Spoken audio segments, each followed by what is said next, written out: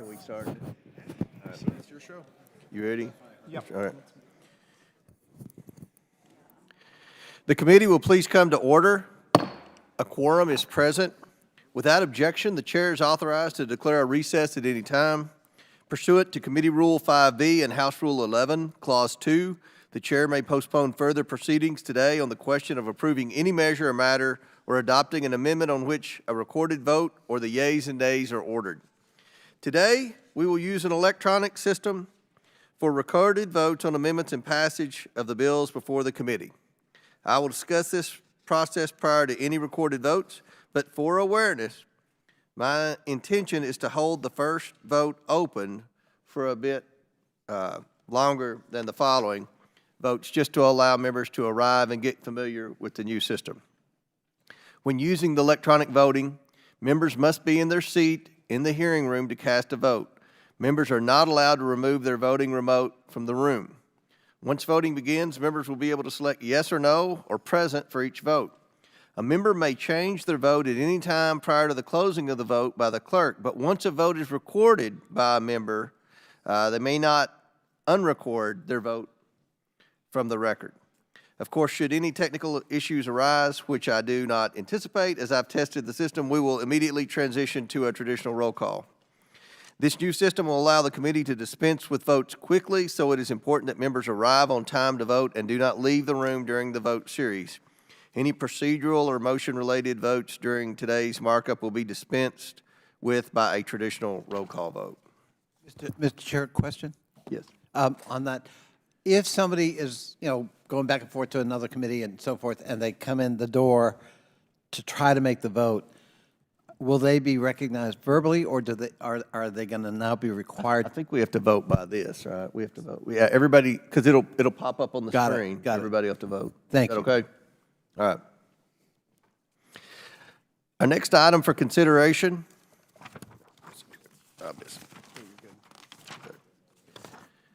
is H.R. 6283, the Delinking Revenue from Unfair Gouging Act. The clerk will please designate the bill. H.R. 6283, the Delinking Revenue from Unfair Gouging Act, a bill to improve services provided by pharmacy benefit managers. Without objection, the bill should be considered as read and open for amendment at any point. Without objection, so ordered. The chair recognizes himself to offer an amendment in the nature of substitute. The clerk will please designate the amendment. An amendment in the nature of a substitute offered to H.R. 6283 as offered by Mr. Comer of Kentucky. Without objection, the amendment is considered as read, and the substitute will be considered as original text for the purposes of further amendment. I recognize myself for 5 minutes for a statement on the bill and amendment. Rarely a day goes by that I don't hear from constituents concerned about the high cost of prescription drugs. I'm pleased that today we have an opportunity to both address and lead this issue, which is so important to many Americans. H.R. 6283, the Delinking Revenue from Unfair Gouging, or Drug Act, will make much-needed changes to the pharmacy benefit market. Consolidating PBMs was supposed to help negotiations and reduce the cost of prescription drugs for patients.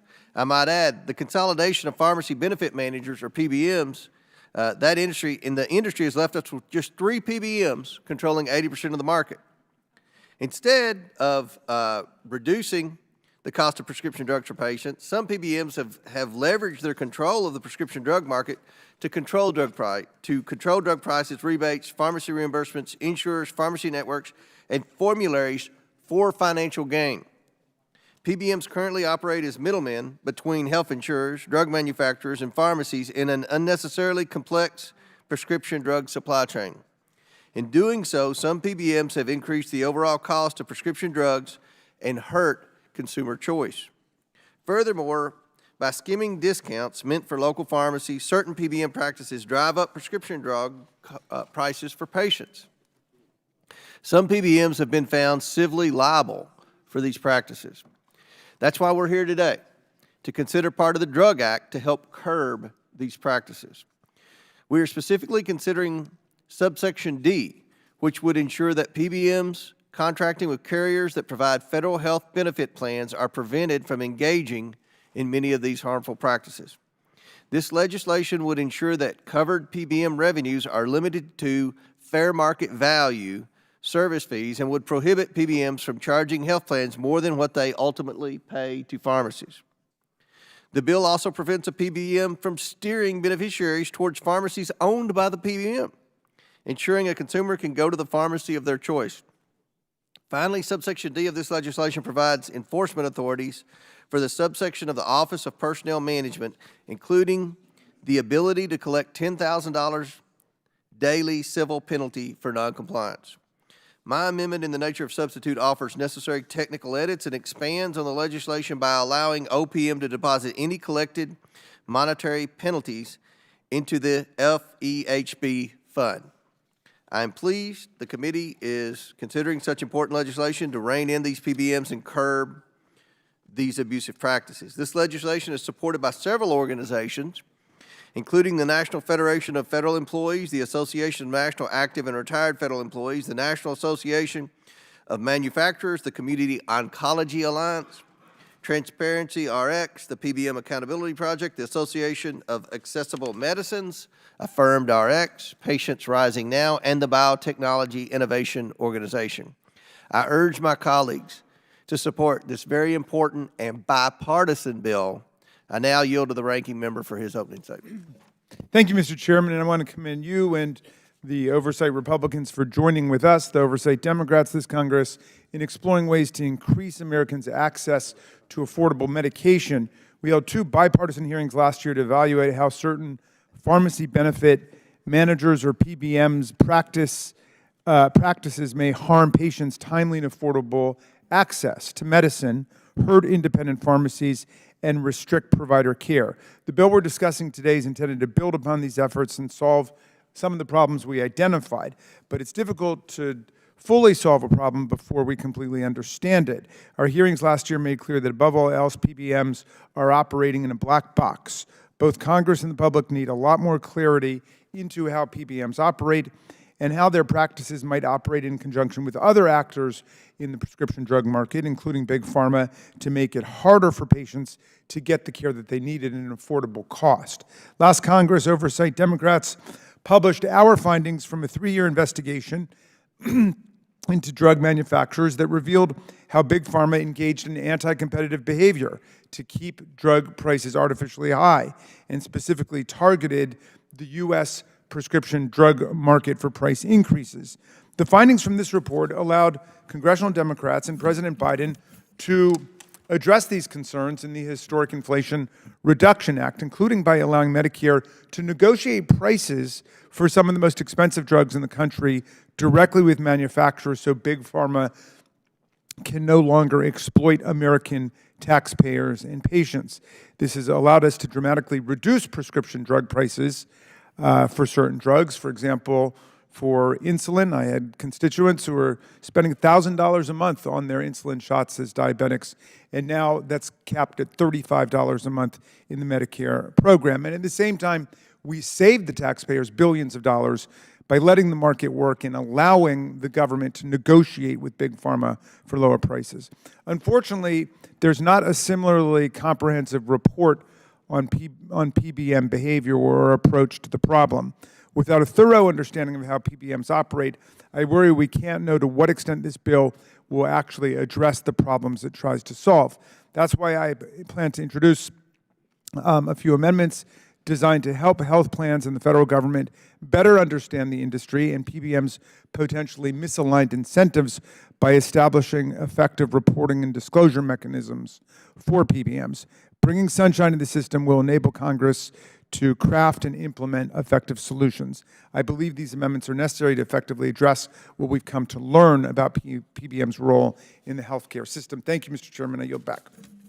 Gentleman yields back. Before I recognize Dr. Fox, I ask unanimous consent to enter the following letters of support into the record: a letter from One Oncology, a letter from Pharma, a letter from the National Association of Manufacturers, a letter from the Association for Accessible Medicines and Biosimilars Council, 2 letters from Transparency RX, a letter from the PBM Accountability Project, a letter from Affirmed RX, and a letter from Community Oncology Alliance.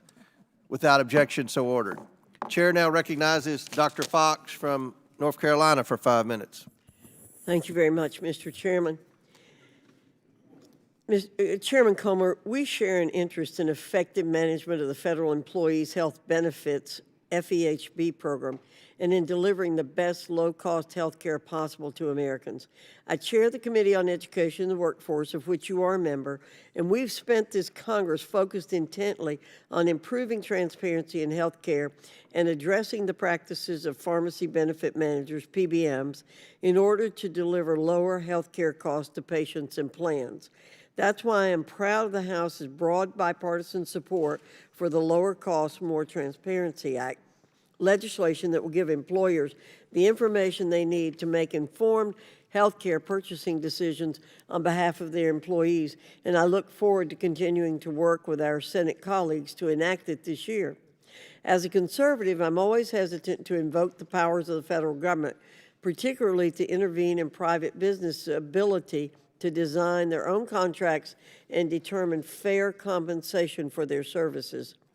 Overreach is all too easy, and I'm particularly concerned with such interventions in the commercial health care market. Congress does have a unique responsibility to ensure the FEHB program delivers the highest quality and lowest cost for federal workers. Tweaks to that program can reveal the consequences of proposals that some may desire to expand more widely. That is precisely what is before us today. The application of H.R. 6283, the Delinking Revenue from Unfair Gouging Act, or the Drug Act, to the FEHB program. The bill applies 3 significant changes to contracting for prescription drugs by FEHB plans: delinking, a spread pricing ban, and an anti-steering provision. Delinking is intended to ensure that there's no incentive for a PBM to select a higher list price drug in lieu of a lower net price drug.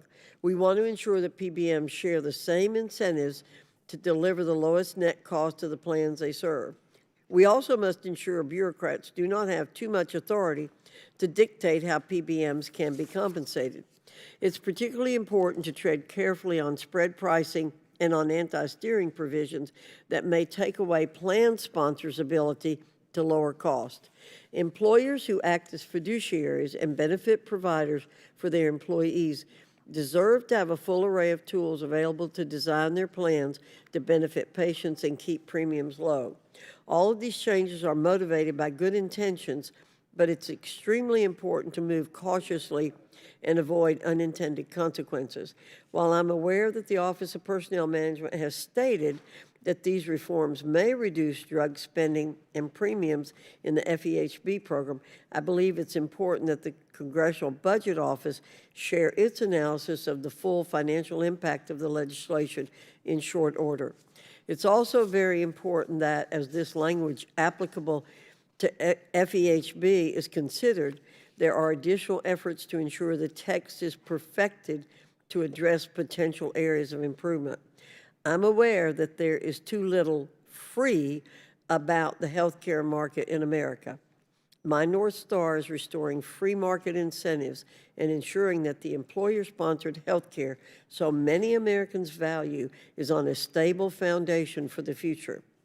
Out of a willingness to work with Chairman Comer on giving a trial to these policies in the unique FEHB market, I am voting today to support H.R. 6283. I'm open to additional good faith discussions with all stakeholders on each of the 3 pillars of this legislation, but believe significant more study is necessary before any consideration of similar reforms in the commercial market.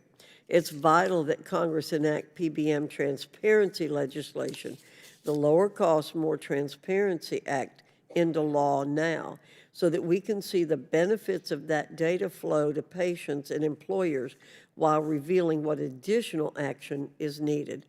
Thank you, Mr. Chairman, for the time, and I yield back. Thank you. Do any other members wish to speak on the bill? Yes, Mr. Well, I have an amendment at the desk, Mr. Chairman. Okay. Well, we've still got some discussion on the bill first. Chair recognizes Mr. Burleson from Missouri for 5 minutes. Thank you, Mr. Chairman. I'd like to thank you for holding this markup today. And we have a lot of issues that are facing American people, and the high costs of prescription drugs is certainly something that's worth tackling. However, I respectfully disagree on this bill that targeting PBM practices is the way to drive down costs and expand consumer choice. We all want to lower prescription drug prices, but the devil is in the details. First, in the delinking, subsection D of this bill adds to the Federal Employee Health Benefits Act a new section that would implement delinking policies. Delinking is essentially the government stepping in and delinking what PBMs are allowed to charge from the list price to the net price. And while this sounds good on paper and may feel good in the short term, it only serves to increase premiums and raise costs for the patient. Senator Rand Paul recently commented on a Senate drug pricing bill that included delinking provisions, explaining that, and this is his quote, like so many misguided policies in Washington, this bill may actually raise drug prices. If that happens, just imagine the outcry for a single-payer healthcare system with government price controls. Maybe that's exactly what the left is betting on, that if drug companies have free rein, the American people will get fed up fast and demand a socialist paradise. Let's hope that they don't get their wish, end quote. And I certainly hope they don't get their wish either. Regarding the process and the cost, I have some concerns with the process as well as the potential costs of the bill. We've had two PBM hearings in this committee already this year, and at no point did we hear from many of the groups that are going to be involved, many of the stakeholders. Why are we marking up a policy about which we have not had actual public discussion with the stakeholders involved and the federal agencies that might be impacted? Regarding the CBO, we have not seen, as was mentioned, a CBO score of this language. CBO scored this section of the, it has not scored this. And what's complicating the matter is that there's 800,000 postal retirees who will be shifting to Medicare Part D this year. And the question is, has CBO scored how this language will impact the cost for those retirees? Additionally, the bill targets PBM's involvement in the public sector is counterproductive, in my opinion. For example, the Department of Labor's Inspector General found that the agency spent an extra $321 million over a 5-year period on prescription drugs because they did not use a PBM. Free markets simply work better. PBMs use their economies of scale to drive down costs. In the same way that Walmart, we all know, does a great job of selling bulk things, but they do so at the benefit of the consumer by driving down costs. PBMs are paid based on performance. If they effectively secure savings from drug companies, they are paid more, and that's a good thing. The buying power of a PBM is one of the only remaining checks on drug companies' unlimited pricing power. It's why you're seeing all of the ads that are being paid for by pharma targeting PBMs supporting this bill.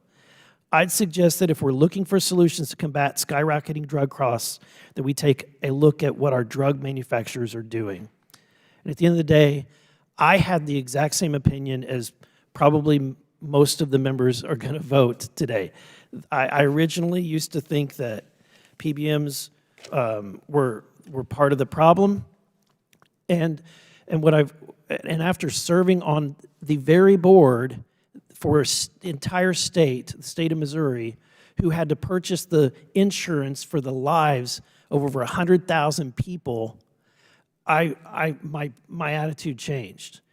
And I look at this and I think, if I had been handcuffed in this way of negotiating with what I had to negotiate with the different insurance carriers and the pharmacy benefit managers, the only result would be an increase in premium prices for the lives of the insured people that I was purchasing insurance for. And so respectfully, I will be voting against the bill. Gentleman yields back. Seeing that no other members want to speak on the underlying bill, I now recognize our ranking member for an amendment. Thank you, Mr. Chairman, and I want to thank the gentleman from Missouri for his thoughtful comments on that.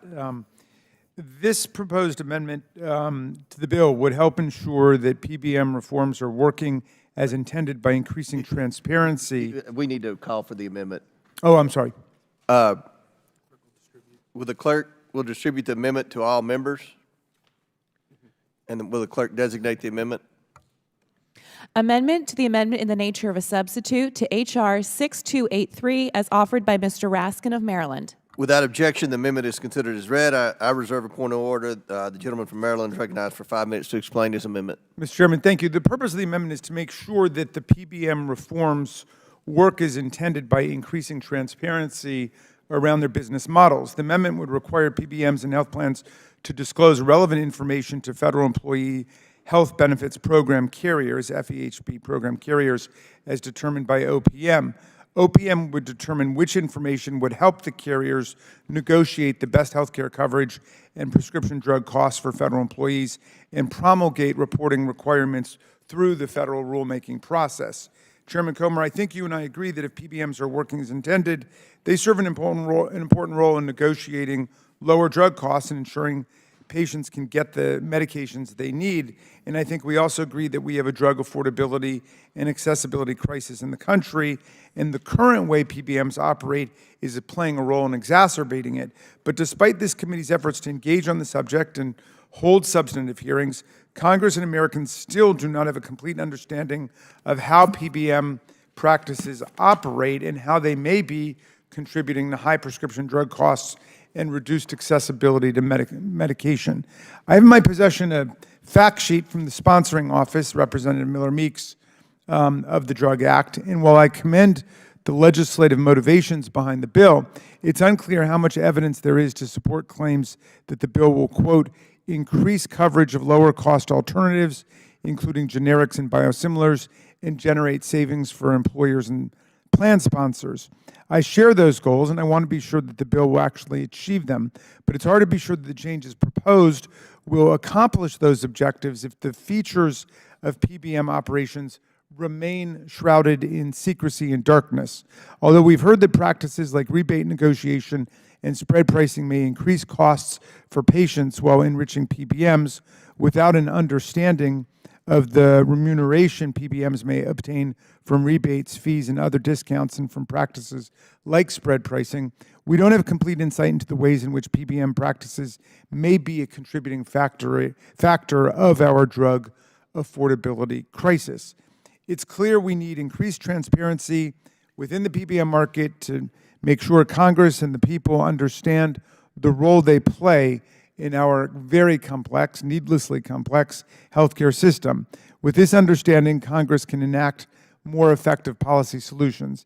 In fact, in a memo requested by the sponsor of this bill, Ellis Health Policy specifically said combining delinking, as this bill would do, along with greater transparency, which is the purpose of my amendment, we would be generating additional savings and reducing premiums.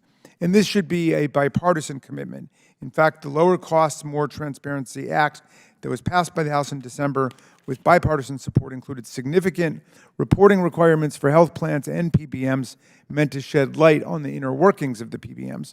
But that bill did not apply to the federal health benefits program. My amendment to this bill models the House-passed language in the Lower Costs, More Transparency Act and would require PBMs to report similar information to carriers that participate in the federal health benefits program as determined by OPM. For example, the Lower Costs, More Transparency Act requires PBMs to report information related to PBM spending on drugs dispensed to patients, the amount reimbursed by PBMs to pharmacies for dispensing those drugs, and the remuneration received by the PBM from drug manufacturers. By having a better understanding of PBM within the healthcare supply chain, FHB carriers will be better informed to ensure that patients will end up coming out on top. I urge my colleagues to support the amendment. I yield back to you, Mr. Chairman. Gentleman yields back. Would the ranking member engage in a friendly colloquy? Yes, by all means. I appreciate the ranking member's proposal to bring greater PBM transparency to the federal employees' health benefit market. I've long been a supporter of PBM transparency and believe it's one of the best ways we can reduce the cost of prescription drugs for all of our constituents. Transparency was a central proposed solution during the hearings this committee has held on the impact of PBMs on prescription drug prices. State attorneys general in Ohio, Oklahoma, Utah, Texas, and others have filed lawsuits and opened investigations into the anti-competitive practices of PBMs. State legislatures across the country have passed legislation preventing some of their anti-competitive practices and requiring transparency in pricing and contracts. I know Kentucky did that. Finally, the dam is breaking here in the nation's capital. While I have some concerns that the ranking member's amendment would cause confusion rather than transparency, I appreciate his proposal and agree with the goals. So I would commit to working with the ranking member to draft comprehensive PBM transparency within the FEHB. If he were willing to withdraw the amendment, engage with my staff on drafting a separate standalone bill to address that. Well, thank you, Mr. Chairman. That's acceptable to me, and I would look forward, I withdraw the amendment, and I look forward to working with you on that comprehensive transparency legislation. Thank you. We will begin talks at the conclusion of this hearing. Thank you. Does any other member wish to be recognized for the purpose of an amendment? Ms. Crockett? Okay. For what? So, Oh, Mr. Lynch, okay. For what purpose does Mr. Lynch seek recognition? Mr. Chairman, I believe I have an amendment at the desk. The clerk will distribute the amendment to all members. The clerk will designate the amendment.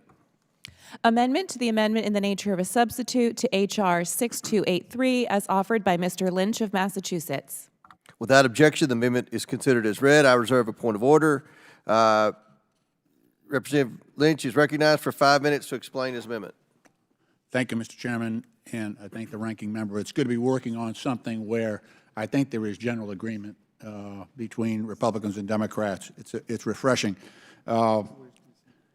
Chairman, this amendment would allow the Inspector General of the Office of Personnel Management to have full access to information relating to contracts entered into by pharmacy benefit managers, PBMs.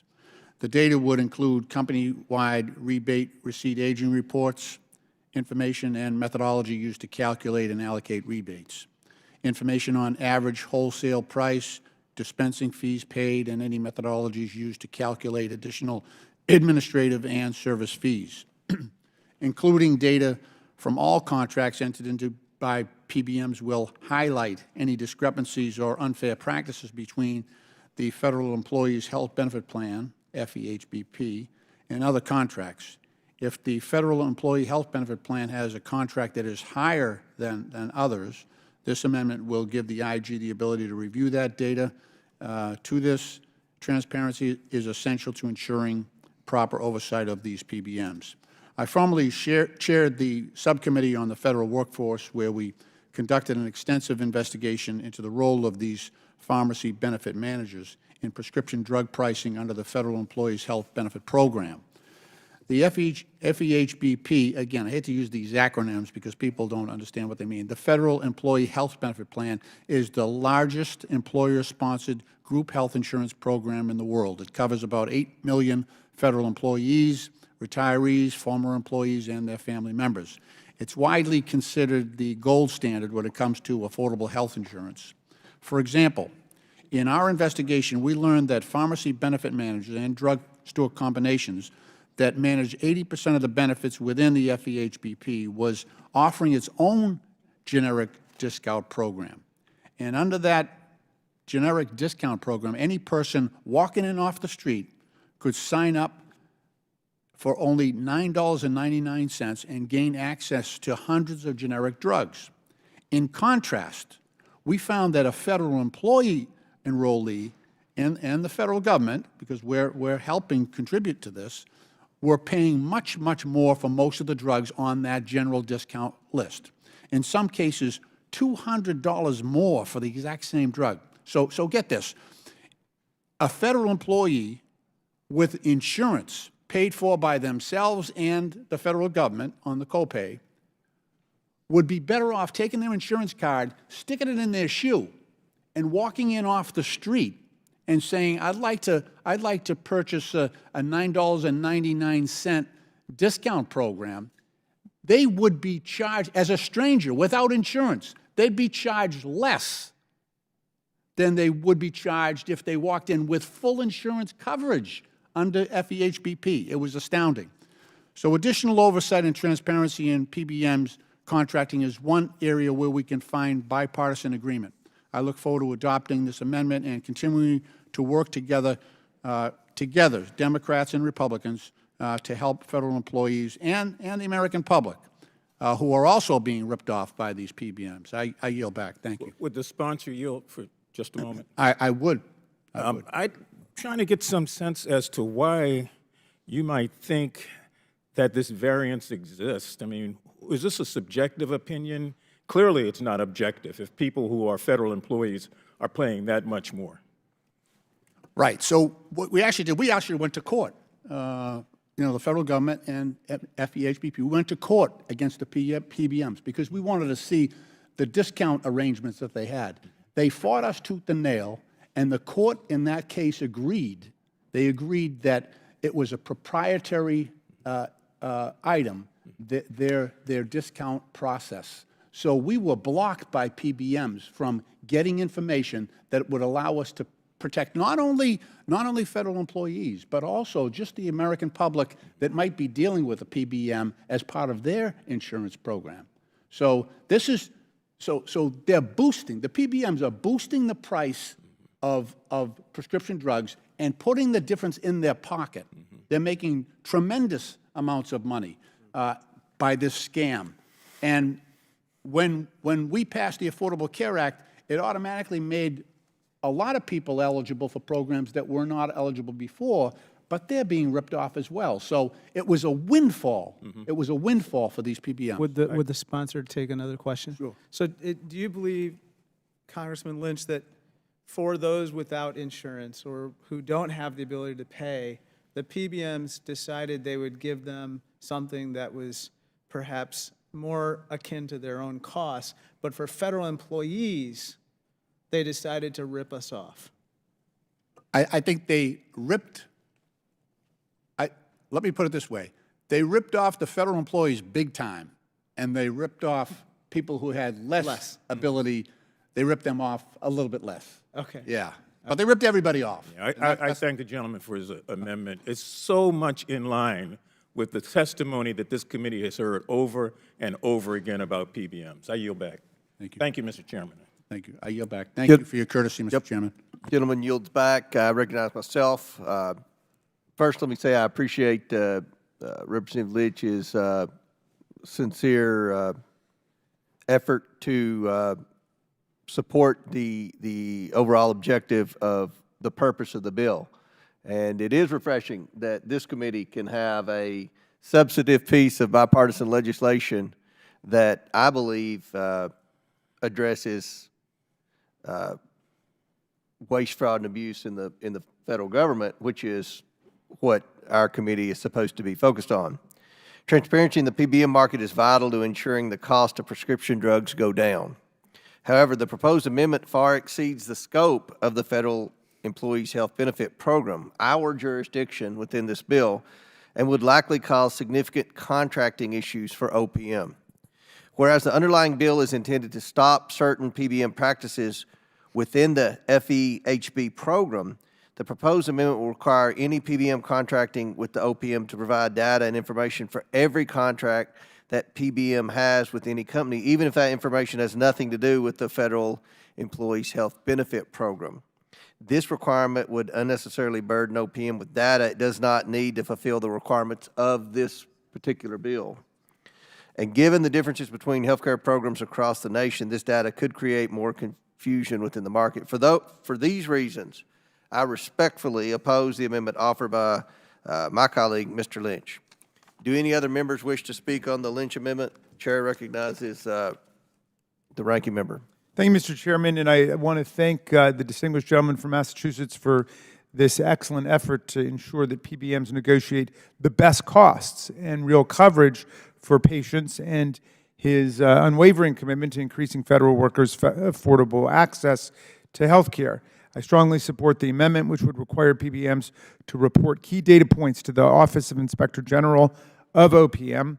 It would provide OPM OIG with increased resources to improve audits of FEHB carrier contracts and ensure that the PBMs engage in reasonable conduct that puts the health care of federal employees over the reckless pursuit of profits or rip-offs, as the gentleman so eloquently put it.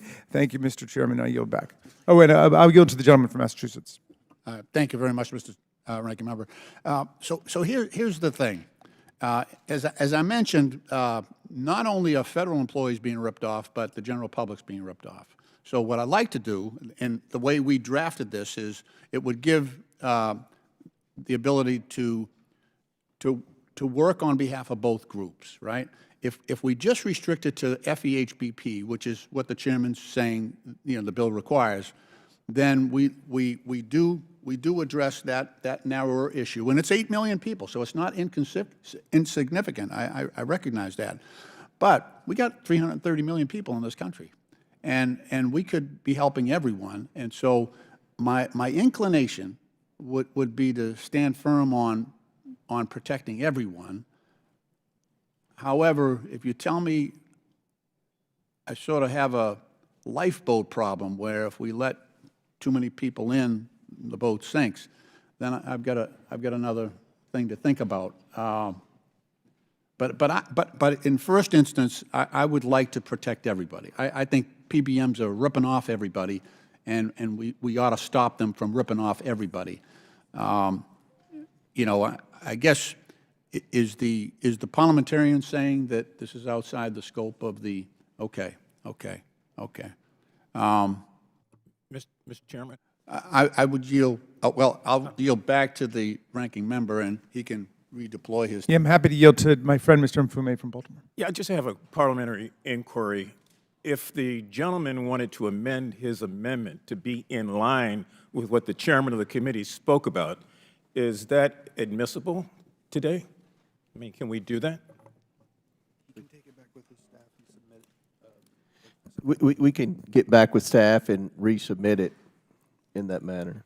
And I'm not trying to get in front of the sponsor, but I'm just saying I hear him loud and clear, and I heard you, Mr. Chairman, so if there was... No, we agree with what he's saying. It's just about the jurisdiction. Our jurisdiction just applies to the federal employees' health benefit plans. And I'd like to yield back to Mr. Lynch. I thank the gentleman for the clarification. I do have an amendment, a further amendment, that pulls it back in within, I have the language here. I could offer that as a substitute amendment, but it would narrow it just to protect the 8 million federal employees and their families. That's great. You would have to withdraw the current amendment, and then we would have to have the clerk report this next one. If that's allowable, I would do that. I move to withdraw that and to resubmit this revised amendment. Okay. The clerk will distribute the second Lynch amendment to all members, and the clerk, okay. Is it a unanimous consent request? That way we could move quickly? Okay. Yes.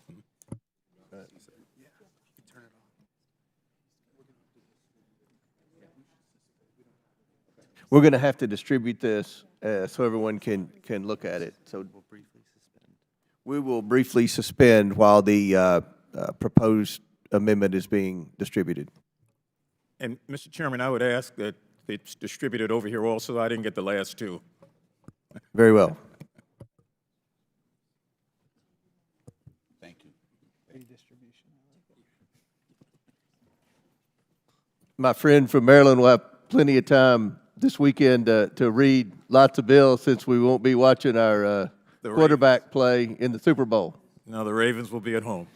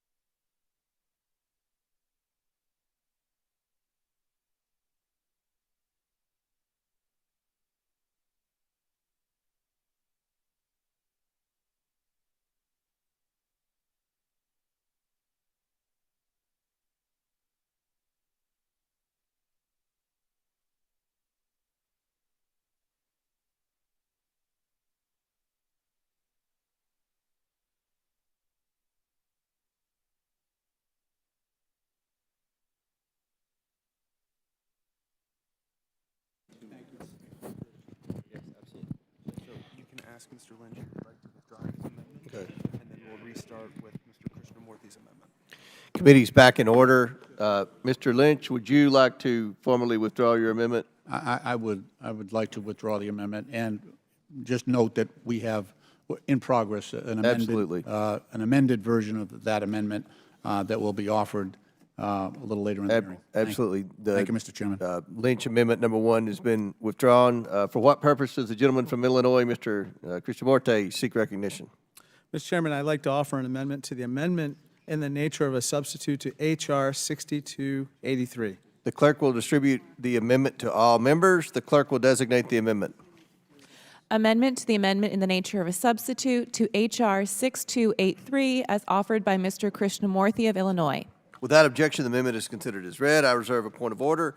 The gentleman from Illinois is recognized for 5 minutes to explain his amendment. Thank you, Mr. Chairman. I want to thank Chairman Comer as well as Ranking Member Raskin and their staffs for assistance with this amendment. I'm so pleased that we could do this on a bipartisan basis. Mr. Chairman, my amendment would strengthen pharmacy benefit manager or PBM transparency by requiring the director of the Office of Personnel Management to report on services provided by a health benefits plan or a PBM by posting on a public website annually. Information would include aggregate dollar amounts of rebates, administrative fees, and post-claim adjudication payments collected. Information would also include aggregate retained rebate percentages across all contractual relationships for each PBM managing prescription drug coverage for a plan under the Federal Employee Health Benefit Plan. I thank my Republican colleagues, as well as my Democratic ones, for working to require PBM transparency in a bipartisan fashion. I yield back. Gentleman yields back. I recognize myself to speak in support of this amendment. The rapidly rising costs of prescription drugs have forced patients to choose between life-saving medications and putting food on the table. H.R. 6283 is designed to decrease the cost of prescription drugs by removing complicated incentives for PBMs, which push higher drug costs onto patients. This amendment strengthens the transparency requirements on PBMs in the Federal Employees Health Benefit Program by requiring aggregate reporting of rebates, fees, and retroactive clawbacks. Furthermore, this amendment will help ensure OPM has the information needed to keep costs and premiums down. For these reasons, I support the amendment offered by my colleague, Mr. Krishnamurthy from Illinois. Do any other members wish to speak on the amendment?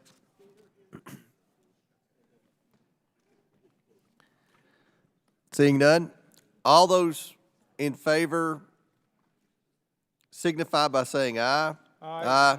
All those opposed signify by saying no. In the opinion of the chair, the ayes have it, and the amendment is agreed to. Do any other members wish to speak on, do any other members wish to be recognized? Ms. Crockett. Chair recognizes Ms. Crockett for 5 minutes. Thank you, Mr. Chairman. I have an amendment at the desk. Will the clerk please report the amendment? Amendment to the amendment in the nature of a substitute to H.R. 6283 as offered by Ms. Crockett of Texas. Without objection, the amendment is considered as read. I reserve a point of order. The gentlelady from Texas is recognized for 5 minutes to explain her amendment. Thank you, Mr. Chairman. As members of the Oversight Committee, it's our job to examine the issues and increase transparency and oversight on problems facing the American people. And once we do, we can develop tools and legislative solutions to address these problems. I agree we need to ensure PBMs do not take advantage of their role or power to force companies, pharmacies, or beneficiaries to pay higher prices just to benefit themselves. We also need to make sure that how we change the PBMs how the PBMs operate will actually result in price decreases for those needing life-saving medications and increased reimbursement rates for our local independent pharmacies. I'm offering this amendment today because before restructuring our healthcare system, it's imperative that we understand the complete role PBMs and others play in a larger drug market system. My amendment is simple but essential step to ensure we have the necessary information and data to make sure PBMs are doing their job, to decrease drug cost, and what Congress must do with entities like Big Pharma to do the same. We need to examine what particular barriers to entry exist in the PBM market to make it more competitive and bring prices down. We need to examine how frequently PBMs are steering to pharmacies that are vertically integrated at the expense of independent pharmacies. We need to examine if PBMs are forcing vertically integrated pharmacies to pay more compared to those that are vertically integrated, and how pervasive this is and how damning its effects are on our community pharmacists. We also need to examine whether forcing flat fees on PBMs will achieve this goal of bringing down drug costs compared to other solutions like capping revenue percentages. In short, we need more answers, and we need to know whether these proposed changes will actually result in savings. By requiring a certification by OPM that the changes in this bill will result in lower premiums, and by directing the Government Accountability Office to publish a report with this information, as well as recommend legislative actions for lowering prescription drug prices for carriers and covered individuals, improving lower cost and better competition in the pharmaceutical supply chain, and developing PBM transparency requirements, we will be extremely well equipped to achieve our common goal of lowering drug costs and making sure Big Pharma is not taking advantage of the little guys. And with that, I will. Gentlelady yields back. I now recognize myself to speak in opposition of this amendment. I've long supported efforts to examine the PBM industry and its impacts on patients, premiums, healthcare costs, and pharmacies. I've also called for improving transparency in PBM practices and reforms to reduce the price of prescription drugs. However, I'm unable to support this amendment because it would condition the bill's implementation on a certification unique to federal practice, enabling an unelected bureaucrat to determine whether they want to implement the will of Congress. The Drug Act is important because we need Congress to step up, take action to inspire real change to address the problems of rising prescription drug costs, not allow unelected bureaucrats to dictate policy outcomes. For these reasons, I respectfully oppose the amendment offered by Ms. Crockett from Texas. Do any other members wish to speak on the amendment, on the Crockett amendment? Seeing none, all those in favor of the Crockett amendment signify by saying aye. Aye. All those opposed signify by saying no. No. In the opinion of the chair, the noes have it. Mr. Chairman? The amendment is not agreed to. I'd ask for a recorded vote. A recorded vote is ordered. As previously announced, further proceedings on the question will be postponed.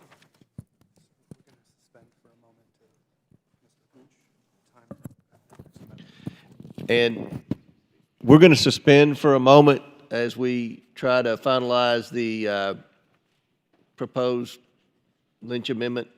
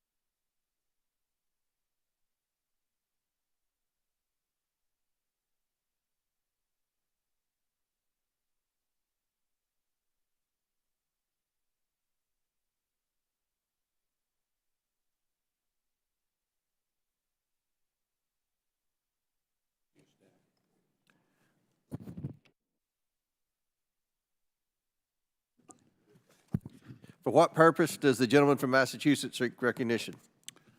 Thank you, Mr. Chairman, and the ranking member, and Mr. You have an Informant. amendment at the desk. I do have an amendment, a revised amendment at the desk. Thank you. I think the clerk, I think we've distributed the revised amendment. Will the clerk designate the amendment? Amendment number 2 to the amendment in the nature of a substitute to H.R. 6283 as offered by Mr. Lynch of Massachusetts. Without objection, the amendment is considered as read. I reserve a point of order. The gentleman from Massachusetts is recognized for 5 minutes to explain his amendment. Thank you, Mr. Chairman. My amendment will allow the Inspector General of the Office of Personnel Management full access to information relating to contracts entered into by the Federal Employee Health Benefit Plan and PBM. So this is narrower than the original amendment. The data would include, as described before, reports and methodology used to calculate and allocate rebates, information on average wholesale prices, et cetera. And after making those edits suggested by the majority, the amendment includes data from FEHBP contracts entered into by PBMs. This will highlight any discrepancies within the FEHBP. And this transparency is essential, I think, to ensuring the proper oversight of those PBMs. I do want to thank the gentleman from Maryland, Mr. Mfume, for his assistance in this, and also Mr. Krishnamurthy as well as the ranking member, and the chairman, and majority and minority staff. Thank you. I yield back. Gentleman yields back. I recognize myself. I support this amendment. I think this is proof of good faith effort by this committee in a bipartisan manner to address one of the biggest challenges that I think both sides of the aisle agree we have in America, and that's the rising cost of prescription drugs. So this is a great example of our sincere commitment to work together on this issue, to move forward, for this committee to lead on this issue, and I will support the Lynch amendment. Do any other members wish to speak on the amendment? Seeing none, the question is on the amendment, on the Lynch amendment. All those in favor signify by saying aye. Aye. All those opposed signify by saying no. In the opinion of the chair, the ayes have it, and the Lynch amendment is agreed to. Our next item for consideration is H.R. 7219, Information Quality Assurance Act of 2023. The clerk will please designate the bill. H.R. 7219, the Information Quality Assurance Act. We got the wrong bill.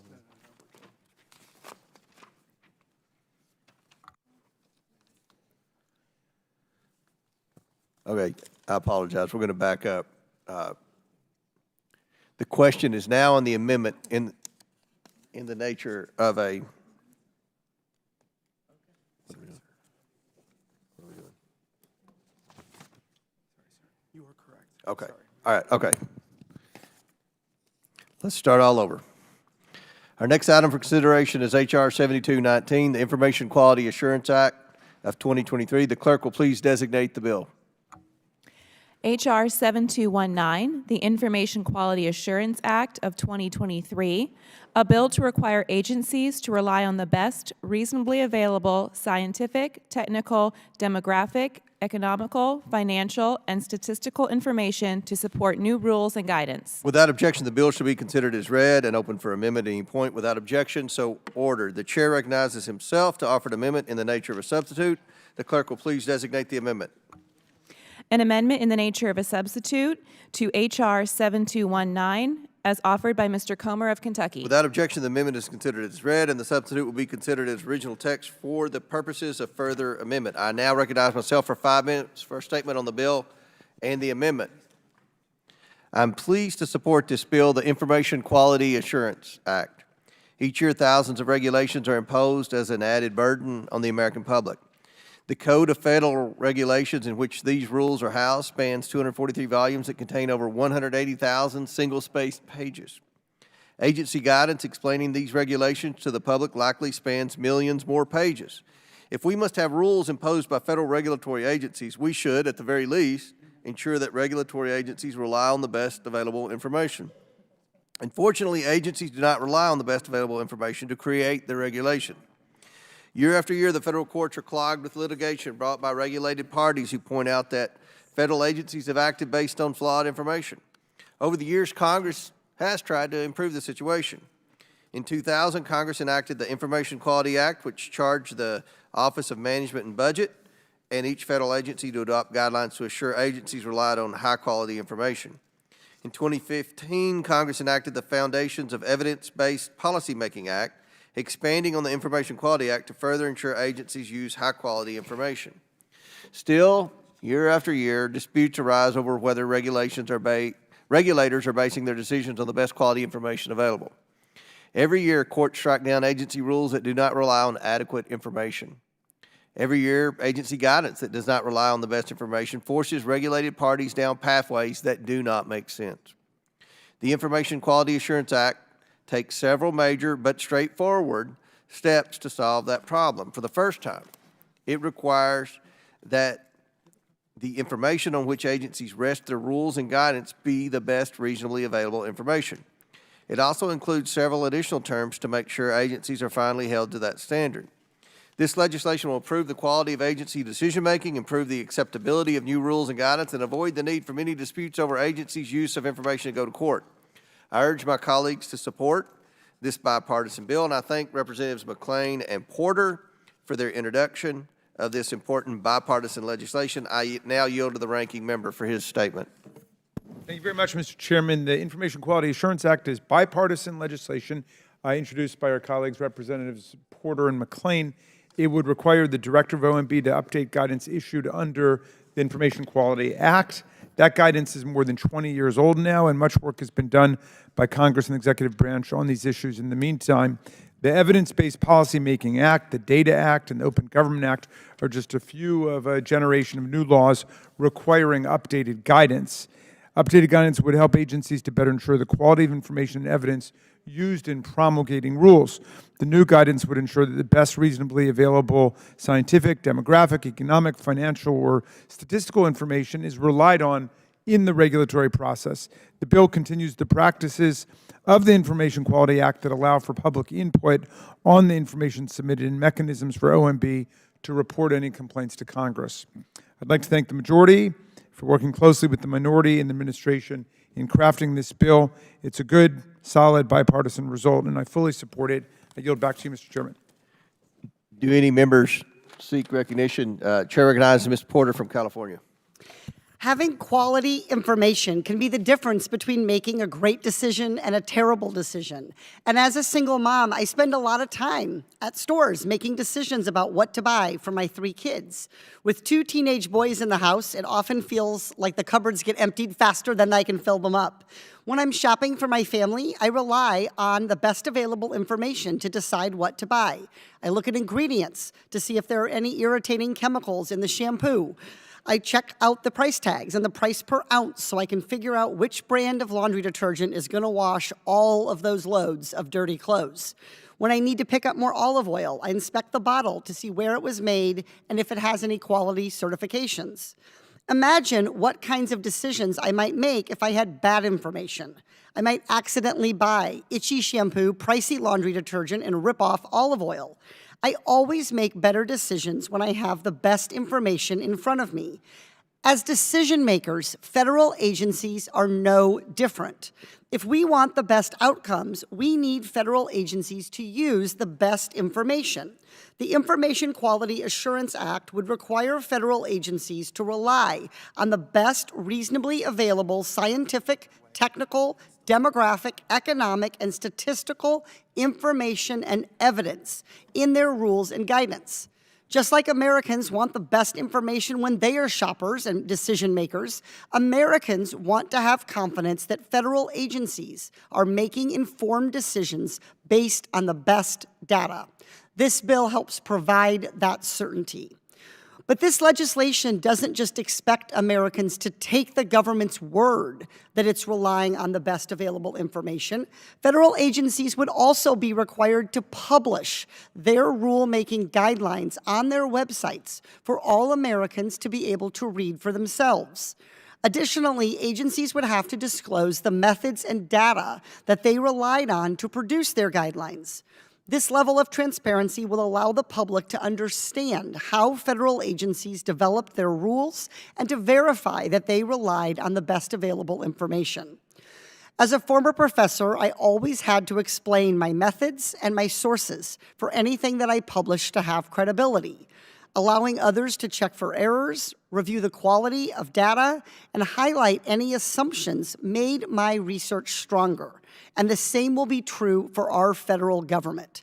I'm proud to support the Information Quality Assurance Act, and I thank my Republican colleague and friend, Congresswoman McClain, for leading this common sense bipartisan legislation with me. I yield back. The gentlelady yields back, and we will. She's not coming. We are going to suspend for 2 minutes while Ms. McClain, the sponsor of the bill, rushes back.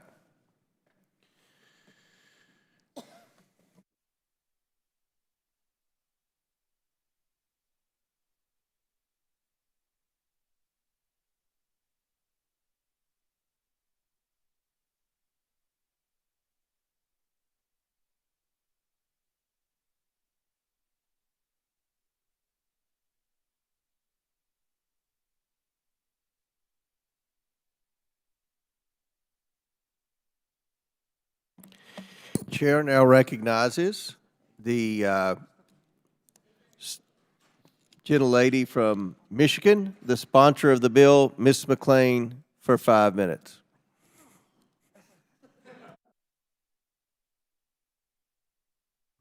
Thank you, Mr. Chairman. I am proud to be the sponsor of H.R. 7219, the Information Quality Assurance Act of 2024.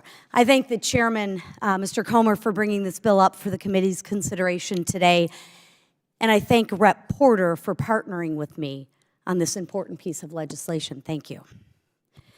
From my time in business, I can tell you the American employers and workers cannot afford for the federal government to impose new regulations and guidances on them that are misinformed and backed by bad data.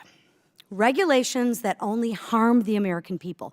They needlessly drain employers' resources, kills jobs, and cede economic victory to Americans and all other competitors, such as China. The same can be said of ill-informed and ill-conceived agency guidance. When an agency's guidance on how to conform to federal statutes and rules rests on flawed information, it risks sending regulated parties and their resources down rabbit holes just to avoid the threat of misguided agency enforcement actions. One of the most important ways we can make sure the federal government does not use ill-informed regulations and guidance is also one of the simplest. It requires federal regulators to base new regulations and guidance on the best reasonably available information. It requires, my act requires three really simple things. First and foremost, it requires the agencies to use the best data possible in drafting the regulations. This includes data on the impacts the regulations would have on the American people. Second, it requires the agencies to make public in a timely fashion any model, methodology, or source of scientific, technical, demographic, economics, or statistical information upon which it intends to utilize in its rulemaking. Third, it makes sure the public has a chance to question whether that information is the best that's reasonably available.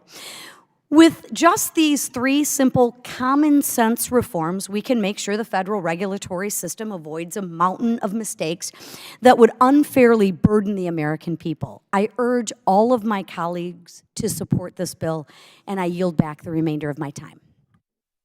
Gentlelady yields back. Do any other members wish to be heard on the McClain amendment? Before we call for the vote, I might add that both the Chairman McClain and Ranking Member Porter are in charge of the Economic Growth, Energy Policy, and Regulatory Affairs Subcommittee, and this is legislation that's come out of their work from several Healthcare, oh, I'm sorry, the Healthcare and Financial Services Subcommittee. And this is the product of several subcommittee hearings. All those in favor of the McLean amendment signify by saying aye. No, wait a minute, the question is now on the amendment in the nature of a substitute. All those in favor signify by saying aye. Aye. All those opposed signify by saying no. In the opinion of the chair, the ayes have it. The amendment is agreed to. The question is now on favorably reporting H.R. 7219 as amended. All those in favor signify by saying aye. Aye. All those opposed signify by saying no. In the opinion of the chair, the ayes have it, and the bill is ordered favorably reported. Ask for Chair recognizes Mr. Higgins. Ask for a recorded vote. A recorded vote is ordered as previously announced. Further proceedings on the question will be postponed. Our next item for consideration is H.R. 262. The all economic regulations are transparent. The clerk will please designate the bill. H.R. 262, the all economic regulations are transparent, a bill to establish various reporting requirements with respect to federal agency rulemaking. Without objection, the bill should be considered as read and open for amendment at any point. Without objection, so ordered. The chair now recognizes himself to offer an amendment in the nature of substitute. The clerk will please designate the amendment. An amendment in the nature of a substitute offered to H.R. 262 as offered by Mr. Comer of Kentucky. Without objection, the amendment is considered as read, and the substitute will be considered as original text for the purposes of further amendment. I now recognize myself for 5 minutes for a statement on the bill and the amendment. The federal regulatory system is estimated to impose over $3 trillion in annual costs on the American economy. To make matters worse, federal regulators are constantly adding to this cost by pumping out thousands of new rules every year. The weight of these rules falls hard on hardworking Americans. The least the federal government can do is give fair notice of what new rules are planned, how much they are likely to cost, and when they are expected to be imposed. The federal government is already required to publish its agenda for all new rulemakings twice each year. This agenda, known as the Unified Agenda of Regulatory and Deregulatory Actions, is intended to provide the advance notice regulated parties need. In practice, however, multiple administrations have failed to publish these agendas in a timely manner. In 2012, for example, the Obama administration delayed the publication of its Unified Agenda, which was chock full of new major rules, until after the 2012 presidential election. This allowed President Obama to hide the ball from voters and deny them the opportunity to hold him accountable for these new burdens. The Biden administration has repeated the Obama playbook, failing multiple times to publish timely unified agendas, including by delaying publication until after the 2022 midterm elections. Moreover, the unified agenda has never been required to inform regulated parties in meaningful detail about how much new rules truly are expected to cost. That cost information is necessary for employers and households to plan their affairs and investments. This legislation, the ALERT Act, fixes these problems. H.R. 262 requires the federal government to publish online the information traditionally required to be included in the unified agenda, plus new specific information about how much each new rule will cost. To keep members of the public informed in real time, the bill requires this information to be updated online on a rolling monthly basis. Add, to fix the problem of administrations hiding the ball by failing to publish their agendas on time, it requires each new rule to have appeared in the online unified agenda for 6 consecutive months before it can take effect. In the digital age, this is all feasible. It's all fair, and it is, in fact, all overdue. I urge my colleagues to support this bill and the amendment that I will offer in the nature of a substitute, which conforms the text of this legislation to the text which last passed during the House during the 115th Congress. This legislation is supported by the National Federation of Independent Business. I thank Representative Good for reintroducing this important legislation. I now yield to the ranking member for his statement. Thank you, Mr. Chairman. H.R. 262, the ALERT Act, is yet another attack on the regulatory protections that safeguard the health and the security of the American people and the strength of our economy. In the name of increasing transparency, ironically, the bill imposes duplicative and burdensome new reporting requirements on federal agencies that actually undermine transparency by showcasing the costs of federal regulations while hiding the corresponding benefits. This is transparently one-sided and pernicious. If, for example, we focus only on the cost of compliance with Clean Air Act rules, which is somewhere around $523 billion over a 20-year period, we miss the corresponding and obvious benefits realized for the American people, which are estimated at around $50 trillion. Committee Democrats recognize the game that's being played here. If you were to decide on whether to buy a house based only on the costs of the house and not looking at what the benefits of the house are to you, the whole world would be homeless.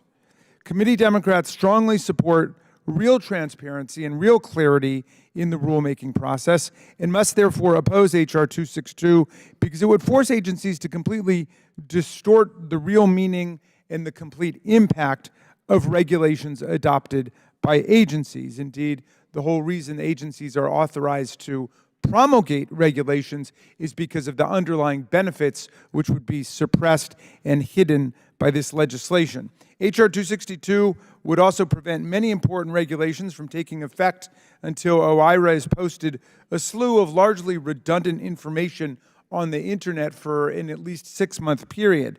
The Coalition for Sensible Safeguards, an alliance of more than 180 scientific, research, labor, good government, faith, community, health, environmental, and public interest groups, sent us a letter, Mr. Chairman, raising this concern. They wrote, quote, "As a result of this requirement, the benefits of critically needed regulations, whether measured in lives saved, environmental damage averted, or money saved, would be put on hold unnecessarily for 6 months or longer."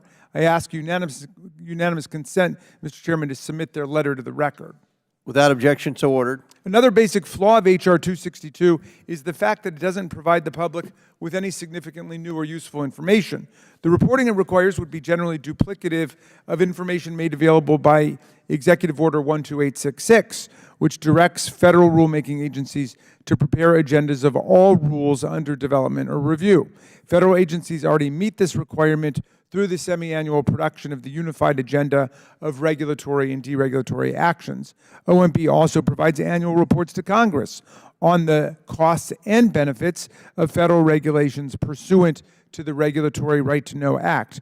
The bill would also force federal agencies to replicate much of the information already publicly available on regulations.gov and within narrow, unworkable implementation deadlines that would require agencies to shift limited resources away from existing workflows. We hardly do a favor for governmental efficiency and clarity by simply duplicating and multiplying the number of times that the same information has to be produced.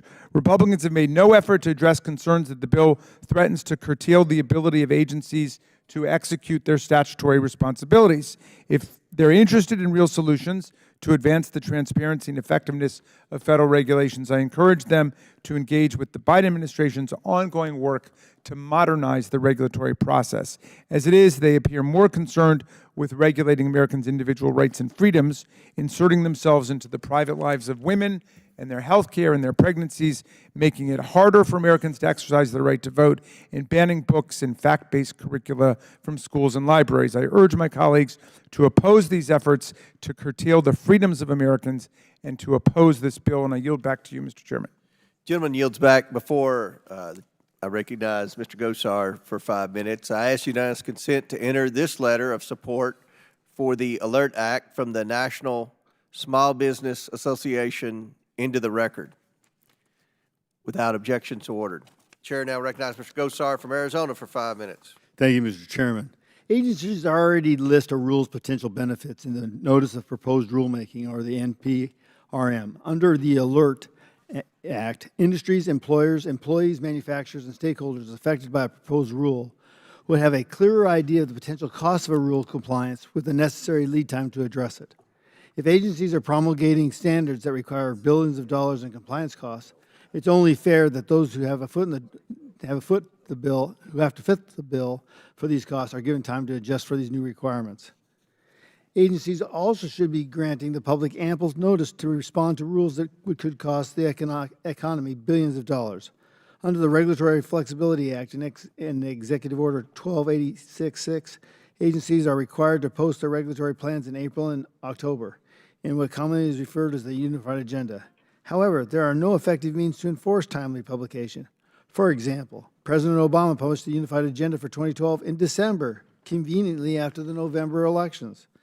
The Biden administration has failed to meet its own deadlines multiple times. The ALERT Act provides a solution for these demonstrated administrative failures by tying federal regulatory action to transparency. You know, we put so many onerous regulations on small business or businesses across this country, and the federal government has no idea what it does to comply, and they don't comply. And so we have got to have some lead time in order to see how these affect our economy, see how they affect businesses. We ought to be rewarding businesses, not hampering them. With that, I yield back, Mr. Chairman. Gentleman yields back. Do any other members wish to speak on the bill? The question is now on the amendment in the nature of a substitute. All those in favor of the good bill signify by saying aye. Aye. All those opposed signify by saying no. In the opinion of the chair, the ayes have it. The amendment is agreed to.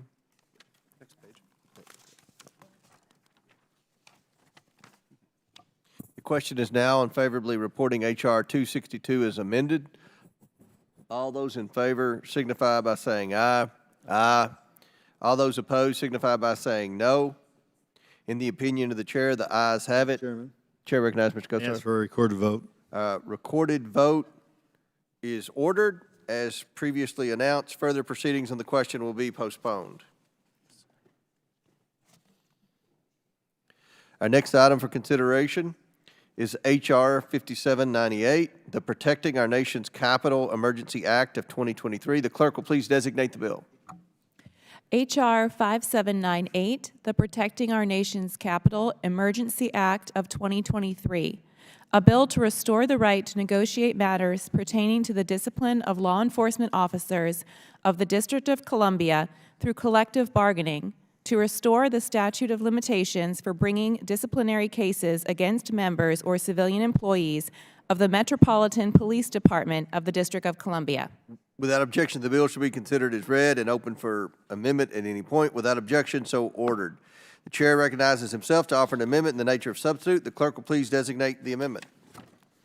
An amendment in the nature of a substitute to H.R. 5798 as offered by Mr. Comer of Kentucky. Without objection, the amendment is considered as read, and the substitute will be considered as original text for the purposes of further amendment. I now recognize myself for 5 minutes for a statement on the bill and the amendment. The men and women of the Metropolitan Police Department serve their community every day to keep the district safe and secure. In doing so, the department routinely places themselves in dangerous situations to protect others. And yet, progressive policies from the Washington, D.C. Council continue to hamstring district police officers and needlessly place them in unsafe situations. On January 4th, 2023, the D.C. Council passed the Comprehensive Policing and Justice Reform Act of 2022. The act targeted D.C. police officers, taking away employee protections and making their jobs more difficult, despite rising crime in the district.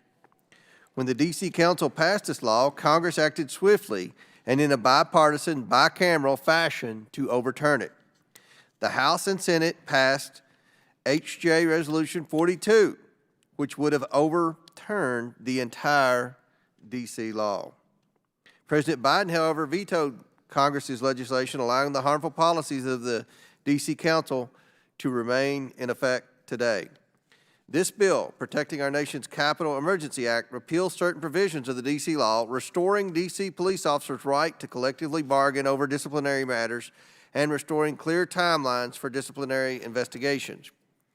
H.R. 5798 also repeals the D.C. Council's requirement that the time and place of some adverse action hearings be posted to a public website.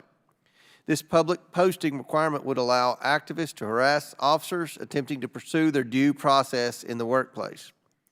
This legislation is necessary to ensure the Metropolitan Police Department's recruitment and retention. The D.C. Police force has lost over 1,200 members since 2020, and staffing levels remain the lowest they've been in the last 50 years. Meanwhile, violent crime is rising in Washington, D.C. From 2022 to 2023, all crime increased by 30%. Homicides increased by 35%. Violent crime increased by 39%. Robberies rose by 67%. Motor vehicle thefts increased by a staggering 82%. And the statistics from January of this year provide little hope that this trend will change. D.C. cannot lose another police officer during this crisis. My Republican colleagues recognize the importance of supporting the law enforcement officers who risk their lives to protect our communities. By restoring basic employee protections, this legislation shows Metropolitan Police Department officers the respect they deserve. Everyone should feel safe in their capital city. I'm proud to support this bill, and I urge my colleagues to do the same. I now yield to the ranking member for his statement.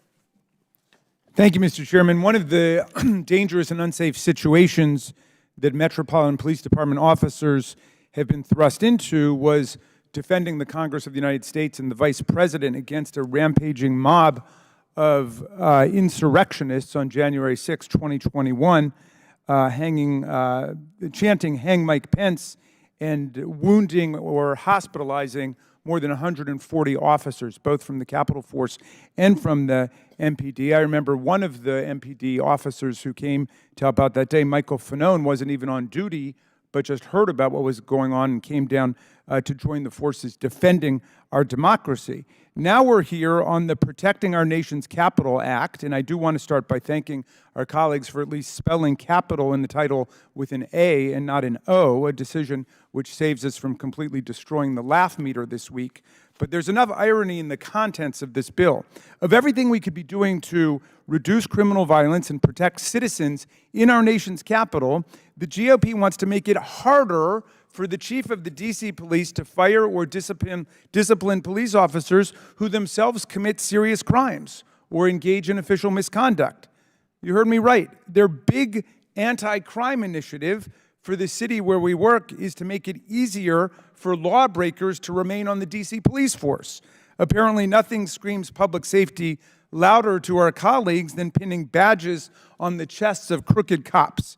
Look, we could be having a hearing today on passing a nationwide universal background check on violent criminals for gun purchases, a measure that would save hundreds or thousands of American lives and is favored by more than 90% of Americans of every political persuasion and is supported by the Major Cities Chiefs Association.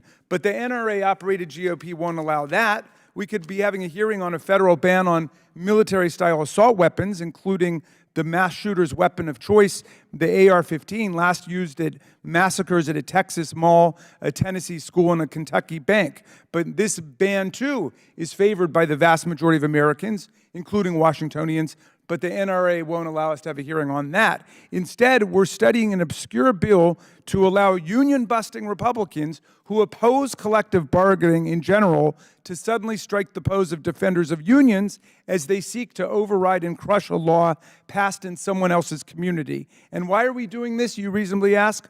Well, the answer is plain. The local police officers union, which could not otherwise override the majority will of D.C. voters, is demanding it.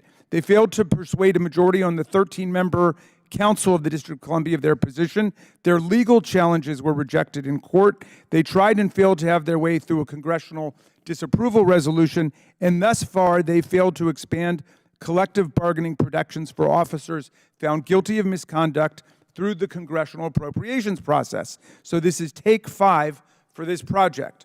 Republicans won't take yes for an answer on a strong bipartisan immigration package coming from the Senate, which would solve the problems at the border they've been bewailing and bemoaning all year, but they won't take no for an answer when it comes to overriding a D.C. law to strip the power of the local chief of police to regulate discipline on his own police force, an issue which the vast majority of Americans have never even heard of. Now, if I were a member of the D.C. Council, which I'm not, I have no idea how I would vote on this question, but I'm sure I would sit through many hours of witness testimony analyzing it, and I would interact with thousands of constituents about it. which D.C. council members did. I would talk to the union, and I certainly would want to talk to the chief of the D.C. Police Department. My colleagues will forgive me if I say we don't know the first thing about the legislative merits or demerits of this issue in the District of Columbia. We've never gone out to the 8 wards of Washington, D.C. to hear from the people affected by it. The only thing we really know is the last 4 chiefs of police in Washington, Charles Ramsey, Kathy Lanier, Peter Newsham, Robert Conti, have all argued strenuously that they need the authority to discipline officers who commit crimes or engage in corrupt actions in order to maintain good morale on the police force and preserve the trust and loyalty of the vast majority of good cops and the rest of the community as well. We know that 12 of the 13 council members in D.C.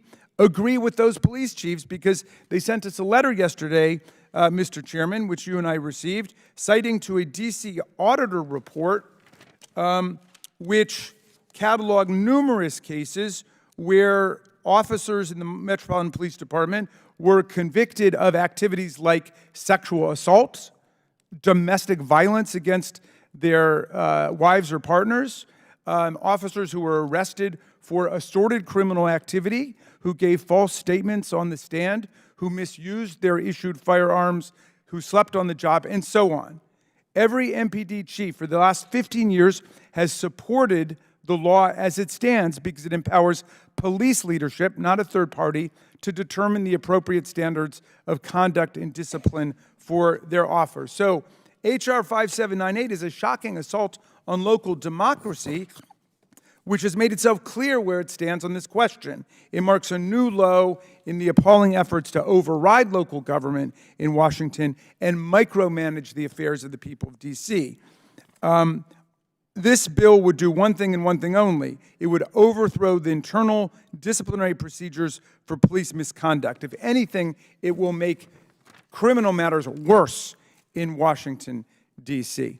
So with that, Mr. Chairman, I urge us to reject this misguided legislation, and I will yield back to you. Gentleman yields back. Before I recognize Ms. Green from Georgia, I would like to ask unanimous consent to add to the record letters of support for H.R. 5798 from the following organizations: the D.C. Police Union, Fullerton Police Officers Association, Las Vegas Police Protective Association, Panoma Police Officers Association, Public Safety Alliance of Nevada, San Jose Police Officers Association, Sergeants Benevolent Association, the United Coalition of Public Safety, and the Fraternal Order of Police. Mr. Chairman, I have no objection to your introducing that, but is there written testimony or analysis by the Las Vegas and Pomona and these other jurisdictions which have suddenly taken an interest in Washington, D.C. These are affairs? letters of support for H.R. 5798. But written by those individual unions, is that it? We'll be happy to give you a copy, right? Okay, thank you. Then I have no objection. Okay. Without objection, these letters will be entered into the record. Chair now recognizes Ms. Green from Georgia for 5 minutes. Thank you, Mr. Chairman. I would like to express in the strongest words possible that I support the police, and we should be supporting the police here in our nation's capital because it's our nation's capital that has one of the highest murder rates in our country, one of the worst crime records in our nation's history, and is an absolute embarrassment to our country. I'd also like to remind everyone that one of our own colleagues was carjacked months ago here in Washington, D.C. We also just had a former Trump admin official die because he was shot here in our nation's capital.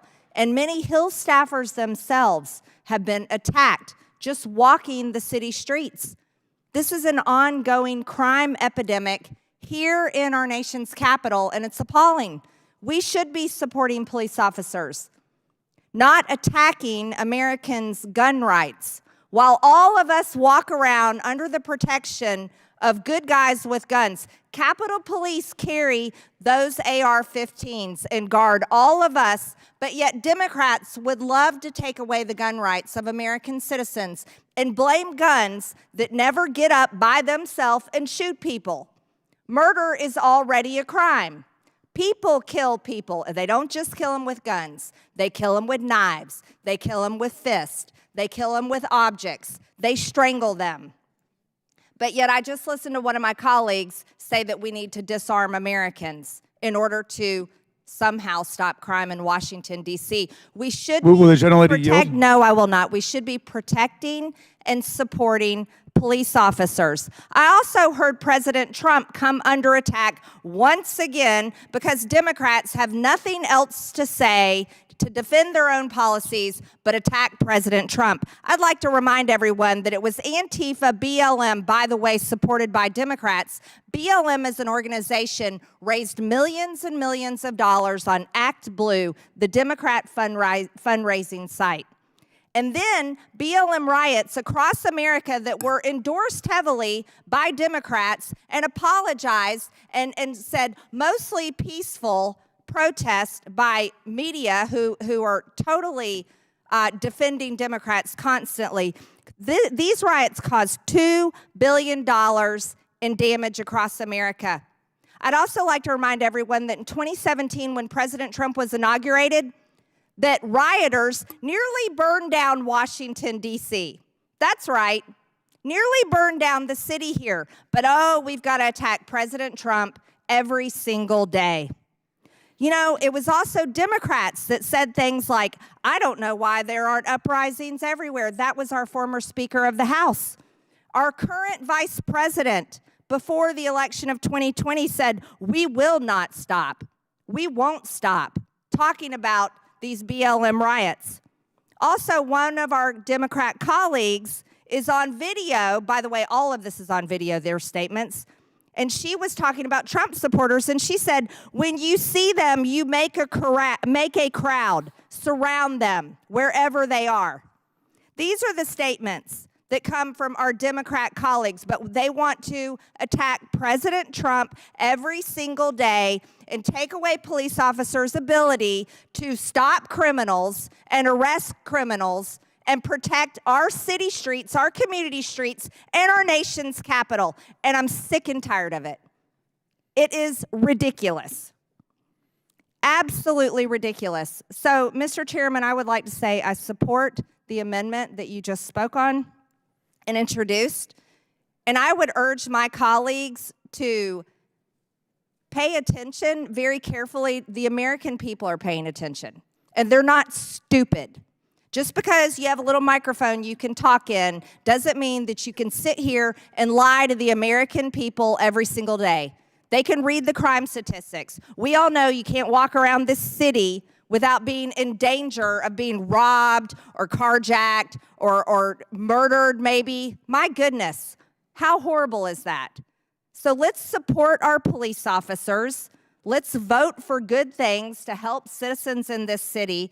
And Mr. Chairman, I yield back. Will the gentlelady yield for a question? No, I will not yield to one of your stupid questions that are always attacking me and attacking President Trump. How about a mediocre question? No, I don't want it. I do not want an your excellent question. No. A smart question. No, my time. An intelligent question. You have no smart or intelligent questions. Chair now recognizes Mr. Garcia for 5 minutes. Thank you. That was a lot.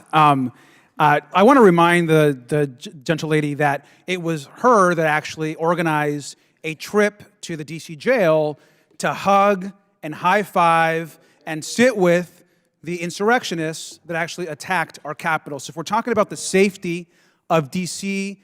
and the Capitol, it's just quite, I think, ironic. This is all facts. This is quite ironic that the insurrectionists that tried to overthrow our government in the capital city were being coddled. We're actually being coddled by. It's quite a shame that you call them political prisoners or hostages. I think maybe you called them. They actually try to overthrow our government. Let me continue with my time. Mr. Chairman, she's not recognized. Thank you. So I think it's quite interesting that my colleague tried to talk about the safety of D.C. When she literally supported an insurrection, an attack on the Capitol, visited the prisoners. I was there as one of 2 Democrats there as part of that visit on behalf of this committee. and seeing her high five folks that want to overthrow our government. So quite ridiculous.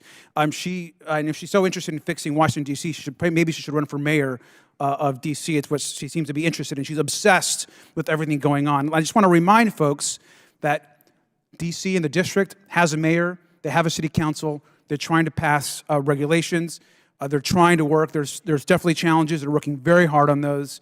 And overall, let's remember that crime all across the country has actually decreased over the last couple of years. It has not increased, it's decreased. And with that, I yield back my time. Wait, Mr. Would you yield? Absolutely. Thank you very much for your trenchant remarks, Mr. Garcia. Trying to pierce through the fog of propaganda, confusion, disinformation, and just lies that we just heard, the distinguished gentlelady, who I'd be very happy to yield some of my time to answer the question, started off by complaining about the murder rate in Washington, the carjacking in Washington, and gun violence. And the question that I wanted to pose to the gentlelady, which she anticipated as a stupid question, was simply what she thinks in this legislation that we're here to discuss, 5798, will bring down the murder rate, or bring down carjacking, or bring down gun violence in Washington. Because the sole purpose of the legislation, as I can read it, is simply to say that the chief of police no longer has disciplinary authority over his or her own police force, but instead it will be subject to collective bargaining. Now, that might be a great policy for the gentlelady's district in Georgia. I'd be interested to know where the municipalities in her district are on that question. But in any event, the people of Washington, D.C.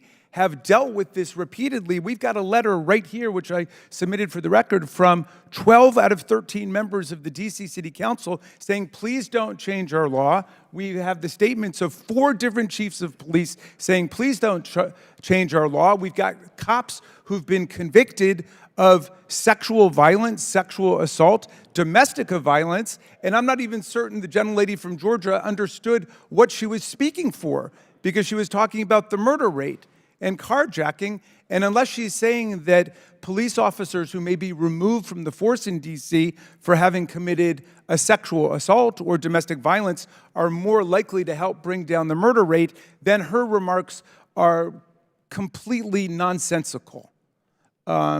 It was much ado about nothing. So thank you for allowing me to make that point. I yield back to you, Mr. Garcia. Would the gentleman yield to a question? Sure. You mentioned that crime was down nationwide. Then why isn't it down in Washington, D.C.? You have any idea? I mean, let me just say, I served as mayor of a city of 500,000 people for 8 years. Crime trends go up and down. You look at overall crime rates, you look at violent crime. Crime overall across the country has gone down. Not everywhere. There are areas of Kentucky and other places in the country that crime has gone up. But why? But if we're so focused on just D.C., then we should focus on places like Kentucky and Arkansas and Texas and other cities where crime is also slightly going up. Well, and if the gentleman would yield on that point, there have been increases in different categories in crime in the gentlelady's own state that she represents, Georgia. If collective bargaining is the solution to that, would she support collective bargaining for public workers in Georgia? Because it's not allowed there. And she doesn't seem to understand that she just became a champion of collective bargaining and the right to organize a union. And I would invite her to come back to proclaim her new pro-union sympathies publicly for her own state as well. We would support her on the PRO Act, actually, if you would like to vote for the PRO Act. Gentlemen's time's expired. Do any other members wish to be recognized? Ms. Norton? Thank you, Mr. Chairman. Before I begin my remarks, I ask unanimous consent to submit for the record a letter from the D.C. Council opposing this bill. Without objection, so ordered. Mr. Chairman, I strongly oppose this undemocratic and paternalistic bill. This is the 7th bill this Congress, House Republicans have marked up or brought directly to the floor to repeal laws enacted by the duly elected District of Columbia government. Congress has has constitutional authority to legislate on local D.C. matters, but it does not have a constitutional duty to do so. Instead, Legislating on local D.C. matters is a choice. House Republicans have repeatedly demonstrated that they believe D.C. residents, the majority of whom are black and brown, are unworthy or incapable of governing themselves. The D.C. Council has 13 members. The members are elected by D.C. residents. If D.C. residents do not like how the members vote, they can vote them out of office. That is called democracy. Congress has 535 full voting members. The members are elected by residents of the states. None are elected by D.C. residents. If D.C. residents do not like how members vote on local D.C. matters, they cannot vote them out of office. This is the antithesis of democracy. The legislative history and merits of the Comprehensive Policing and Justice Reform Amendment Act of 2022 should be irrelevant, since there is never justification for Congress repealing legislation enacted by D.C.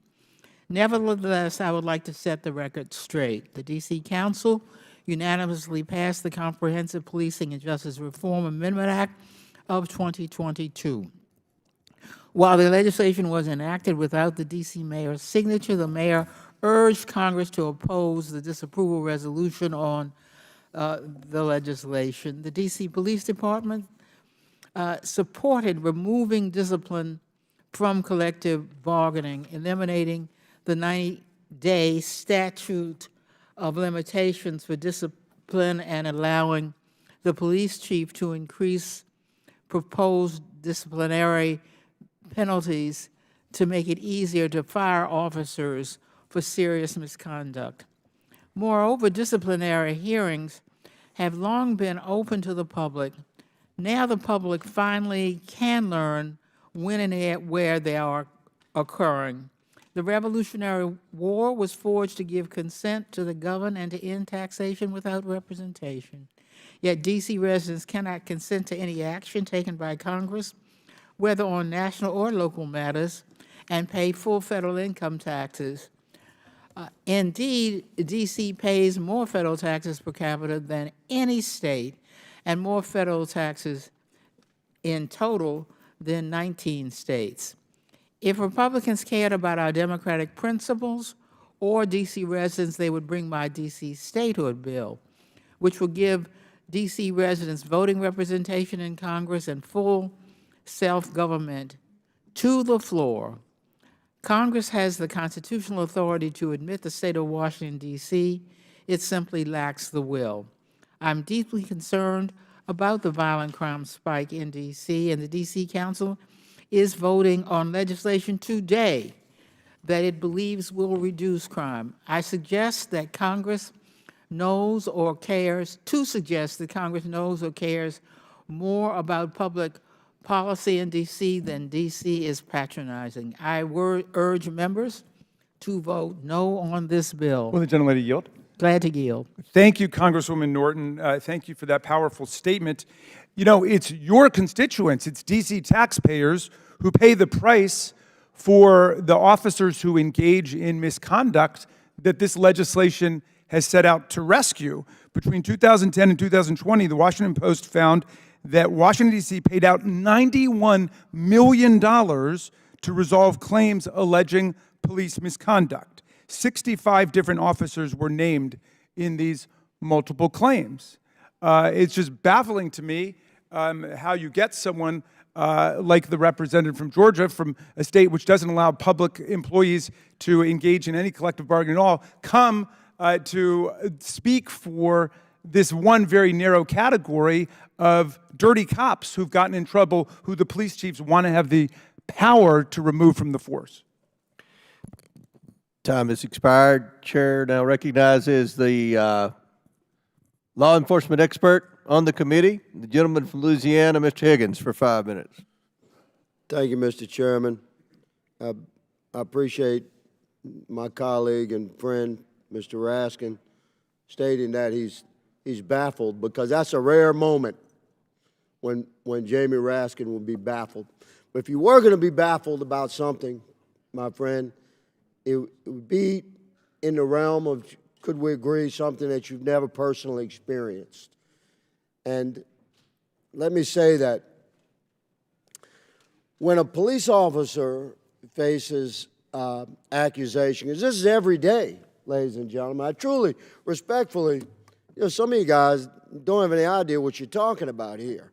And the injury you're bringing into the rank and file of your law enforcement professional is significant. When you take away that insulation of support that individual officers have when they face accusations, which is every day. Let me say that whenever there's been an effort to enhance the ability of the street to impact individual officers that are working patrol, that are on the street immediately picks that up. And the street wants the muscle officers off of the street so that they can run their crime. It's called the game. They in the game on that side, I'm in the game on this side. So when they see that they can push buttons on particular police officers that are working effective patrol, I'm talking about cops that will actually get out of their car and have interaction with citizenry that they're observing. And if you get out of your car in a high drug, a high crime area, you know what you can expect, ladies and gentlemen? You can expect a foot pursuit. And at the end of that foot pursuit, you can expect resistance. And then we're going to effect that arrest. And we're going to find drugs, and we're going to take another drug dealer, another criminal off of the street. In some way, we're going to try. And during this is every day, man. I mean, for some of America, this might sound like a bizarre concept, but for a patrol officer and work in the cities of America today, this is every day, 12-hour shifts. So when you know that if you're squared away, if you're protecting people's civil rights, if you're operating within the parameters of your department's training and policy, if you're handling your business properly on the street, then you'll be protected. You'll be protected because you're going to be accused. But the moment the street figures out that an officer is on his own, of course, the street's going after that guy. Don't you understand? They want that cop off the street, so if they find out they can sue him or pursue him or publicly, have his name listed on a website, what he's accused of course you're going to lose officers, and of course crime is going to increase. So you got to just be humble enough to step back from this reform that was forced through and say, man, that's not working. It doesn't work. We have to protect righteous officers. And I will be, because I love and respect my colleague, Mr. Raskin, and because I named him in my opening, I'm going to yield to him to respond to my... Well, I just have a question for my dear friend, Mr. Higgins from Louisiana, and thank you for a typically insightful and eloquent statement. Do you believe that chiefs of police are aware of the dynamic you're talking about? Yes, sir. Okay, and would you trust the chiefs of police to be able to make determinations about when someone's coming in? You don't? No, sir. You have to trust your organization, your civil service rep, and the infrastructure there, the attorneys and the staff there. You have to trust them because they have power that the chief will respect. As an individual officer, you do not.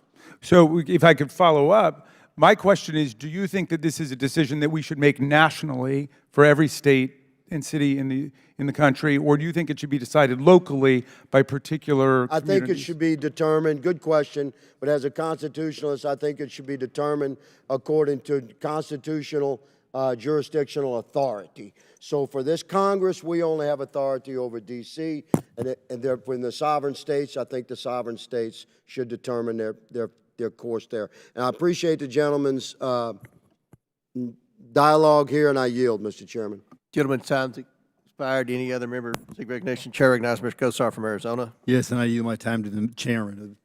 Thank you, gentleman from Arizona. I just want to add that the mayor of Washington, D.C.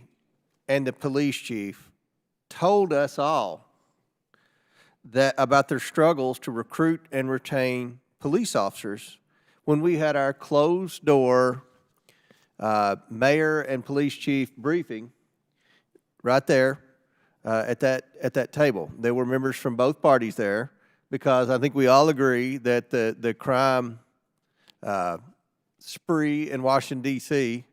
Is a huge problem. It's a huge problem nationwide in the big cities, in the blue cities, but it's especially a problem here in our nation's capital. Now, I believe this bill will help because right now, nobody wants to work for the Washington, D.C. police force because they are treated like the enemy by the D.C. Council. And this bill will take steps to change that. And in closing, I want to add that approximately 70% of Metro Police Department sworn members are Black, Hispanic, or Asian, meaning that the department closely mirrors the makeup of the resident population it serves. Do any other members wish to be recognized? Chair recognizes Mr. Frost from Florida. Thank you, Mr. Chair. I yield my time to the ranking member. Thank you kindly, Mr. Frost, and thank you, Mr. Chairman, for that statement. I'm happy to yield to you if you have any information to contradict me. I don't believe that the mayor of the District of Columbia is supporting this legislation, and I'm not quite sure what how it relates to the problem that you invoke of recruitment shortages on the force. Of course, that's a nationwide problem. I just, as you were talking, flipped online, I found headlines, Kentucky law enforcement recruiters face tough challenge amid officer shortage, how one Northern Kentucky Police Department plans to deal with officer shortage, and so on. I mean, it's a national problem that's taking place. It's not limited to Washington, D.C., and in any event, I don't see the logic of saying that we're not going to trust the local government, the 13-member D.C. City Council and the mayor, to make this decision for themselves. I don't know exactly what the tally is across the country. I know that in some states, they allow collective bargaining over personnel decisions, and other states have made the same decision that the people of Washington, D.C. have made. In any event, I know that this committee and the Congress of the United States have not done any hearings to replicate the work of the District of Columbia Council and the mayor to decide this. I know that legal challenges were brought to the law that they have that were rejected in the federal courts. And so I think that there would be something kind of flippant and superficial about us just saying that regardless of what's taking place in our own states, in Kentucky or Georgia or Maryland or Texas or Florida, that we'll just decide on the spur of the moment to overturn the studied will of the people of the District of Columbia who've decided this matter and have spent a lot of time working on it. We have not had any hearings in the 8 wards of Washington, D.C. We've not gone out to hear from people in Washington.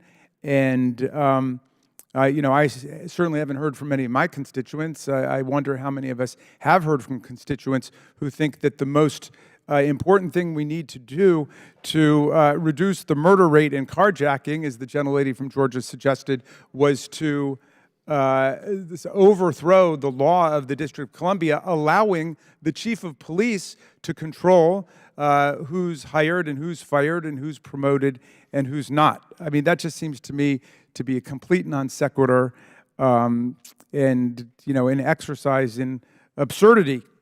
During some of her heckling of our colleagues, the gentlelady from Georgia described the January 6th insurrectionists, who I know are close to her heart, as political prisoners and as hostages. I'm sorry, the Proud Boys are not political prisoners like Nelson Mandela or Alexander Solzhenitsyn. The Oath Keepers are not hostages like the people being held, Israelis and Americans being held by Hamas. A hostage is someone who has been illegally abducted by a criminal organization and held for a financial or a political ransom. And the thought that they would compare people, a majority of whom have pled guilty for assaulting federal officers, destroying federal property, or engaging in seditious conspiracy, which means conspiracy to overthrow the government, to hostages or to political prisoners, demonstrates the complete collapse of critical thinking skills on that side of the aisle. I would hope some of Ms. Greene's colleagues, not just on the Democratic side, but on the Republican side, would at least disassociate themselves from the claim that that convicted January 6th insurrectionists are political prisoners or hostages. I know that Donald Trump has trafficked in such foul abuse. I know that Elise Stefanik has repeated his claims for her own reasons, but I would hope that others would maintain the essential semantic, logical, rational, and moral distinction between people who have been convicted of assaulting our officers and people who've been abducted by terrorist organizations. I thank the gentleman from Texas, and I yield back. Any other members wish to speak? The chair recognizes Mr. Groffman from Wisconsin. Yeah, I'm going to yield a little time to Congressman Gosar. I thank the gentleman for yielding. To the ranking member, I hope that all those January 6 folks got their due diligence and due process. I really hope so.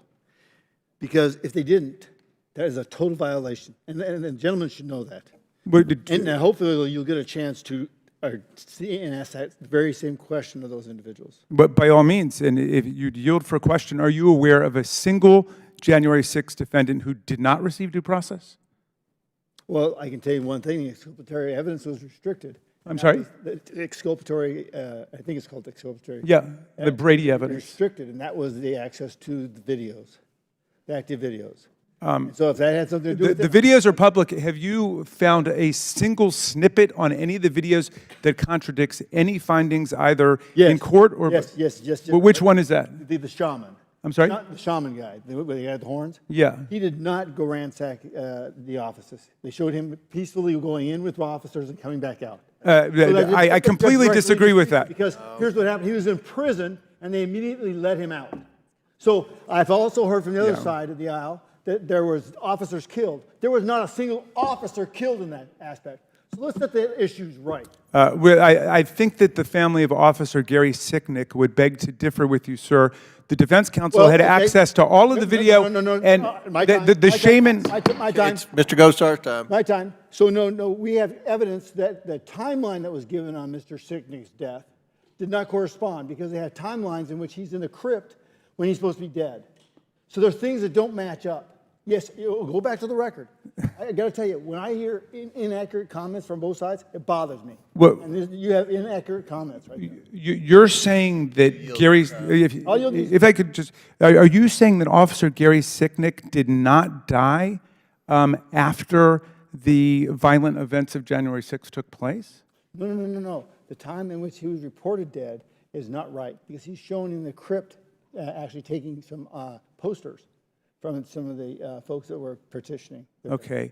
You got to be careful with these things. But I don't want us to tread into a territory where we're deeply offending the family. In any event, every criminal defendant, January 6th criminal defendant, has the right to appeal his or her case. There's not a single case that has been overthrown by an appeals court because their due process rights were violated, unless I'm not aware of one. I just showed you one, the shaman. That was overturned? What's that? That was overturned by an appeals court? It was overturned because they showed evidence that he was never given during his trial.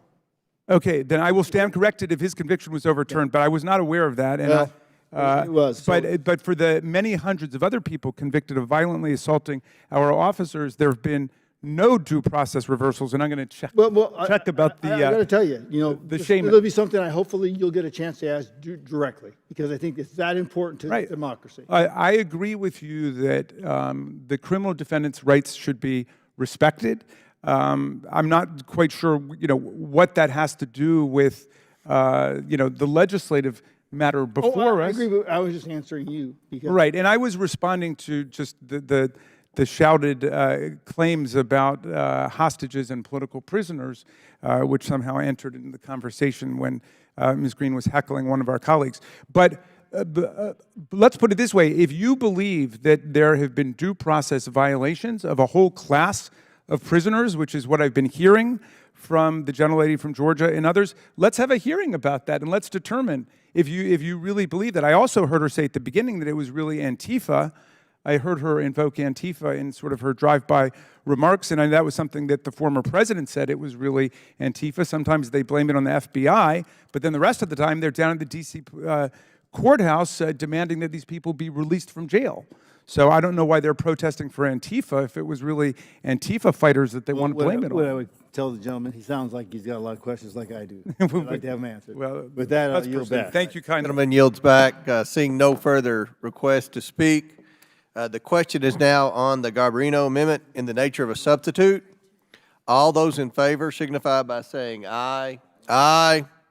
All those opposed signify by saying no. In the opinion of the chair, the ayes have it. The amendment is agreed to. The question is now on favorably reporting H.R. 5798 as amended. All those in favor signify by saying aye. Aye. All those opposed signify by saying no. No. In the opinion of the chair, the ayes have it, and the bill is ordered favorably. Mr. Chairman, I ask for a recorded vote. Recorded vote is ordered by Mr. Gosar as previously announced. Further proceedings on the question will be postponed. So we're skipping. Our next item for consideration is H.R. 7184, the Congressional Budget Office Data Access Act. The clerk will please designate the bill. H.R. 7184, the Congressional Budget Office Data Access Act, a bill to provide the Congressional Budget Office with necessary authorities to expedite the sharing of data from executive branch agencies. Without objection, the bill shall be considered as read and open for amendment at any point. Without objection to order, the chair recognizes himself to offer an amendment in the nature of substitute. The clerk will please designate the amendment. An amendment in the nature of a substitute to H.R. 7184 as offered by Mr. Comer of Kentucky. Without objection, the amendment is considered as read, and the substitute will be considered as original text for the purposes of further amendment. I now recognize myself for 5 minutes for statement on the bill and amendment. The Congressional Budget Office, or CBO, is the legislative branch agency responsible for helping Congress accurately analyze the budgetary impact of proposed legislation. The Congressional Budget Act of 1974 authorized CBO to collect information and data directly from agencies. Timely access to agency data is necessary for CBO to produce accurate cost estimates for legislation and prepare for other congressional reports. However, agencies often delay or restrict CBO's access to data. One of the most common reasons agencies restrict CBO's access to federal agency data is because of perceived Privacy Act obstacles. This bill, the Congressional Budget Office Data Access Act, solves this problem by granting CBO the same Privacy Act exemption afforded to the Government Accountability Office and Congress. Under existing law, CBO must meet the confidentiality standards required by the agency that is providing the data, and this bill maintains that standard of confidentiality while expanding CBO's data access authority, such access that GAO and Congress already possess. CBO access to agency data is critical for the legislative branch agency's ability to fulfill its mission. I thank my colleagues, Representative Grothman and Representative Muthume, for their work on this much-needed legislation. I encourage my colleagues to support this bicameral, bipartisan bill. I now yield to Ranking Member Raskin. Thank you very much, Mr. Chairman. I want to commend Chairman Grothman and Ranking Member Mfume for introducing this good government common sense measure. It would accelerate the speed and improve the accuracy with which the CBO analyzes the budgetary impact of proposed legislation by providing CBO with an exemption to the Privacy Act. Despite an existing mandate for agencies to provide information to CBO, obstacles remain, particularly around Privacy Act restrictions on sharing data. The bill wisely leaves in place existing law that requires CBO to treat any information it receives with the same level of confidentiality as the agency from which it's received. I urge colleagues to support the legislation. I yield back to you, Mr. Chairman. Do we enter any, Chair now recognizes Mr. Grothman, the sponsor of the bill from Wisconsin. I'll tell you what, you guys did such a great job of explaining with that bill. I'll just pass. All right.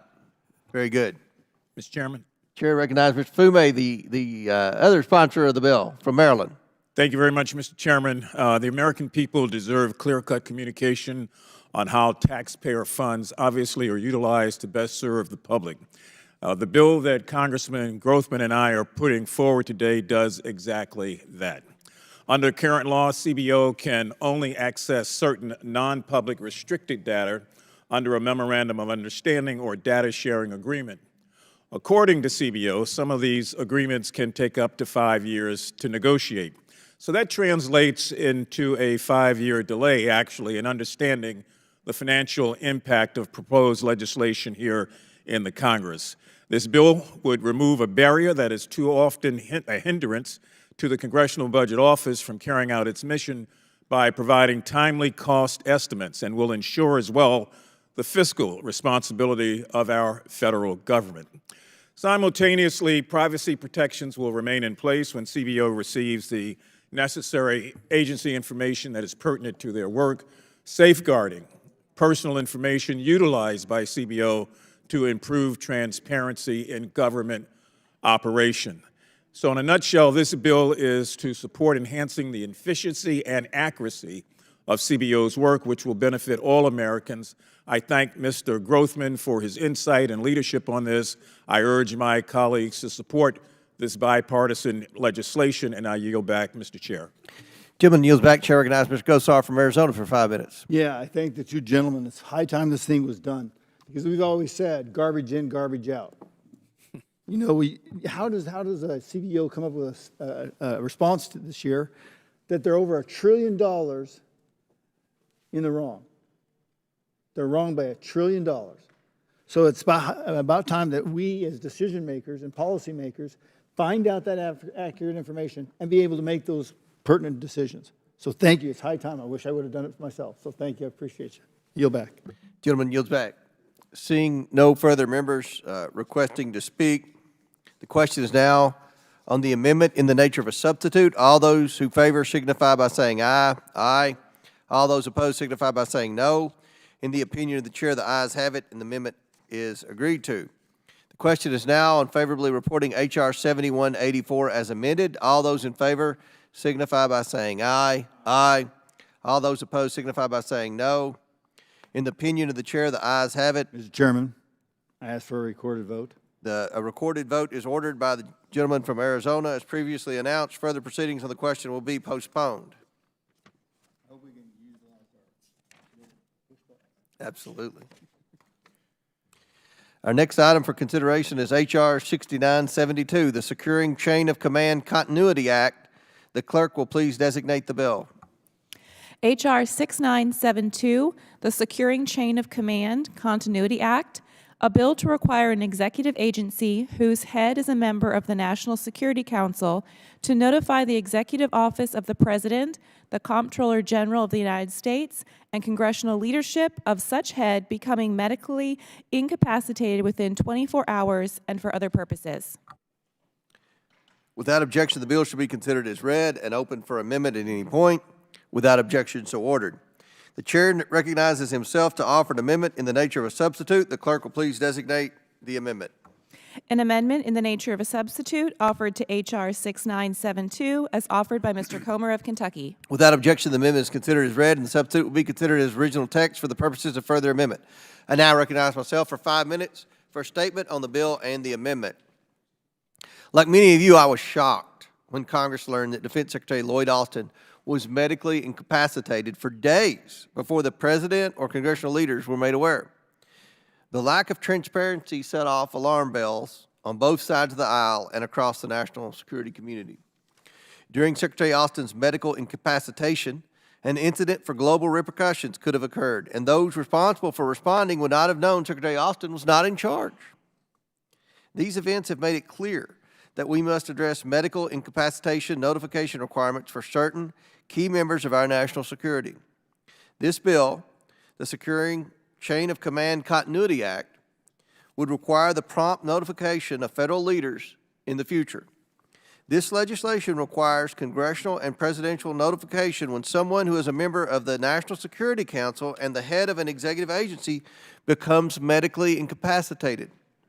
The person filling in for the incapacitated official must send the proper notifications within 24 hours of the official's medical incapacitation. If the proper notifications are not provided, a report detailing why the notification rules were not followed must be sent to Congress, the President, and the Comptroller General within 72 hours. This is a measured and balanced solution to this national security issue.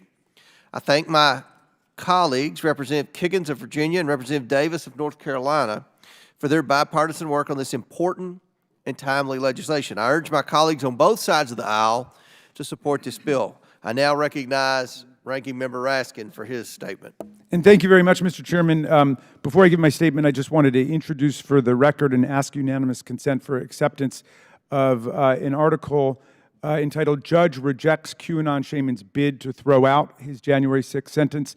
And this explains the history that Mr. Gosar and I were describing. It does confirm that there was no appellate reversal of his conviction. He actually pled guilty when all of the video was released to Tucker Carlson by the Speaker of the House. He introduced some video of himself meandering along, but he didn't show the video of him entering the building, nor video of the time that was the basis of the criminal charges against him. And in fact, Judge Lamberth said, and I will share this with you, Mr. Gosar, that if in fact had he known that Mr. Chansley was now going to not take responsibility for his clearly criminal actions, he would have given him a higher sentence, and the video did nothing to change his mind. So there was no appellate reversal. Every criminal conviction, and there have been hundreds of them, have been upheld in the courts. So would this gentleman yield? Yes, by all means. Yeah, so let me get this straight. So once the video was released to Tucker Carlson, it showed opposite of what was... No, it did not. That's what the judge said. It did not show the opposite.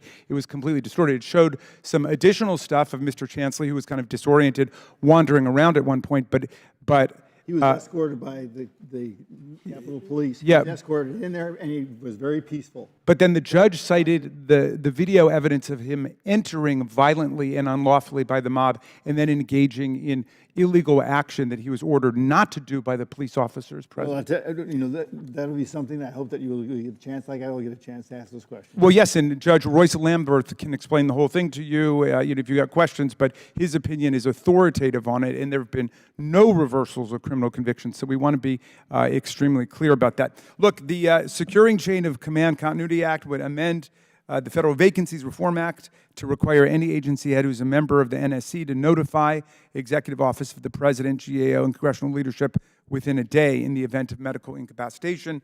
The bill would require that if the notification is not provided to Congress, the acting head or first assistant must submit a report to the EOP, GAO, and leadership of Congress within 72 hours, including information about the medical incapacity, including the reason for and dates of it. I want to address the recent episode involving Secretary of Defense Lloyd Austin, which clearly inspired the bill.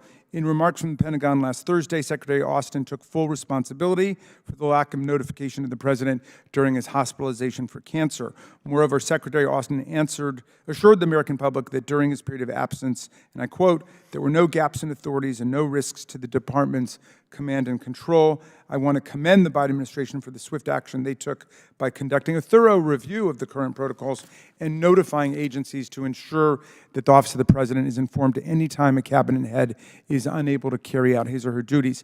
Consistent with the spirit of the transparency of the 25th Amendment to the Constitution, which requires congressional leadership to be notified if the President is unable to successfully discharge the powers and duties of office, I agree that Congress should be notified if an agency head as well, who's a member of the NSC, is incapacitated. I support the transparency that this bill imparts. I would ask the chairman to continue working with us as the bill moves forward in the legislative process. We've not yet gotten agency input on whether implementation of the bill as written would present any unintended consequences that we've not dealt with yet, and we want to ensure it aligns appropriately with the strong steps the administration's already taken to close gaps in the chain of notification. In any event, I thank you for bringing it forward, and I yield back. Gentleman yields back. Do any other members wish to speak? Seeing none, the question is now on the amendment in the nature of a substitute. All those in favor signify by saying aye. Aye. All those opposed signify by saying no. In the opinion of the chair, the ayes have it. The amendment is agreed to. The question is now on favorably reporting H.R. 6972 as amended. All those in favor signify by saying aye. Aye. All those opposed signify by saying no. In the opinion of the chair, the ayes have it. Mr. Chairman, I ask for a recorded vote. A recorded vote is ordered by the gentleman from Arizona, as previously announced. Further proceedings on the question will be postponed.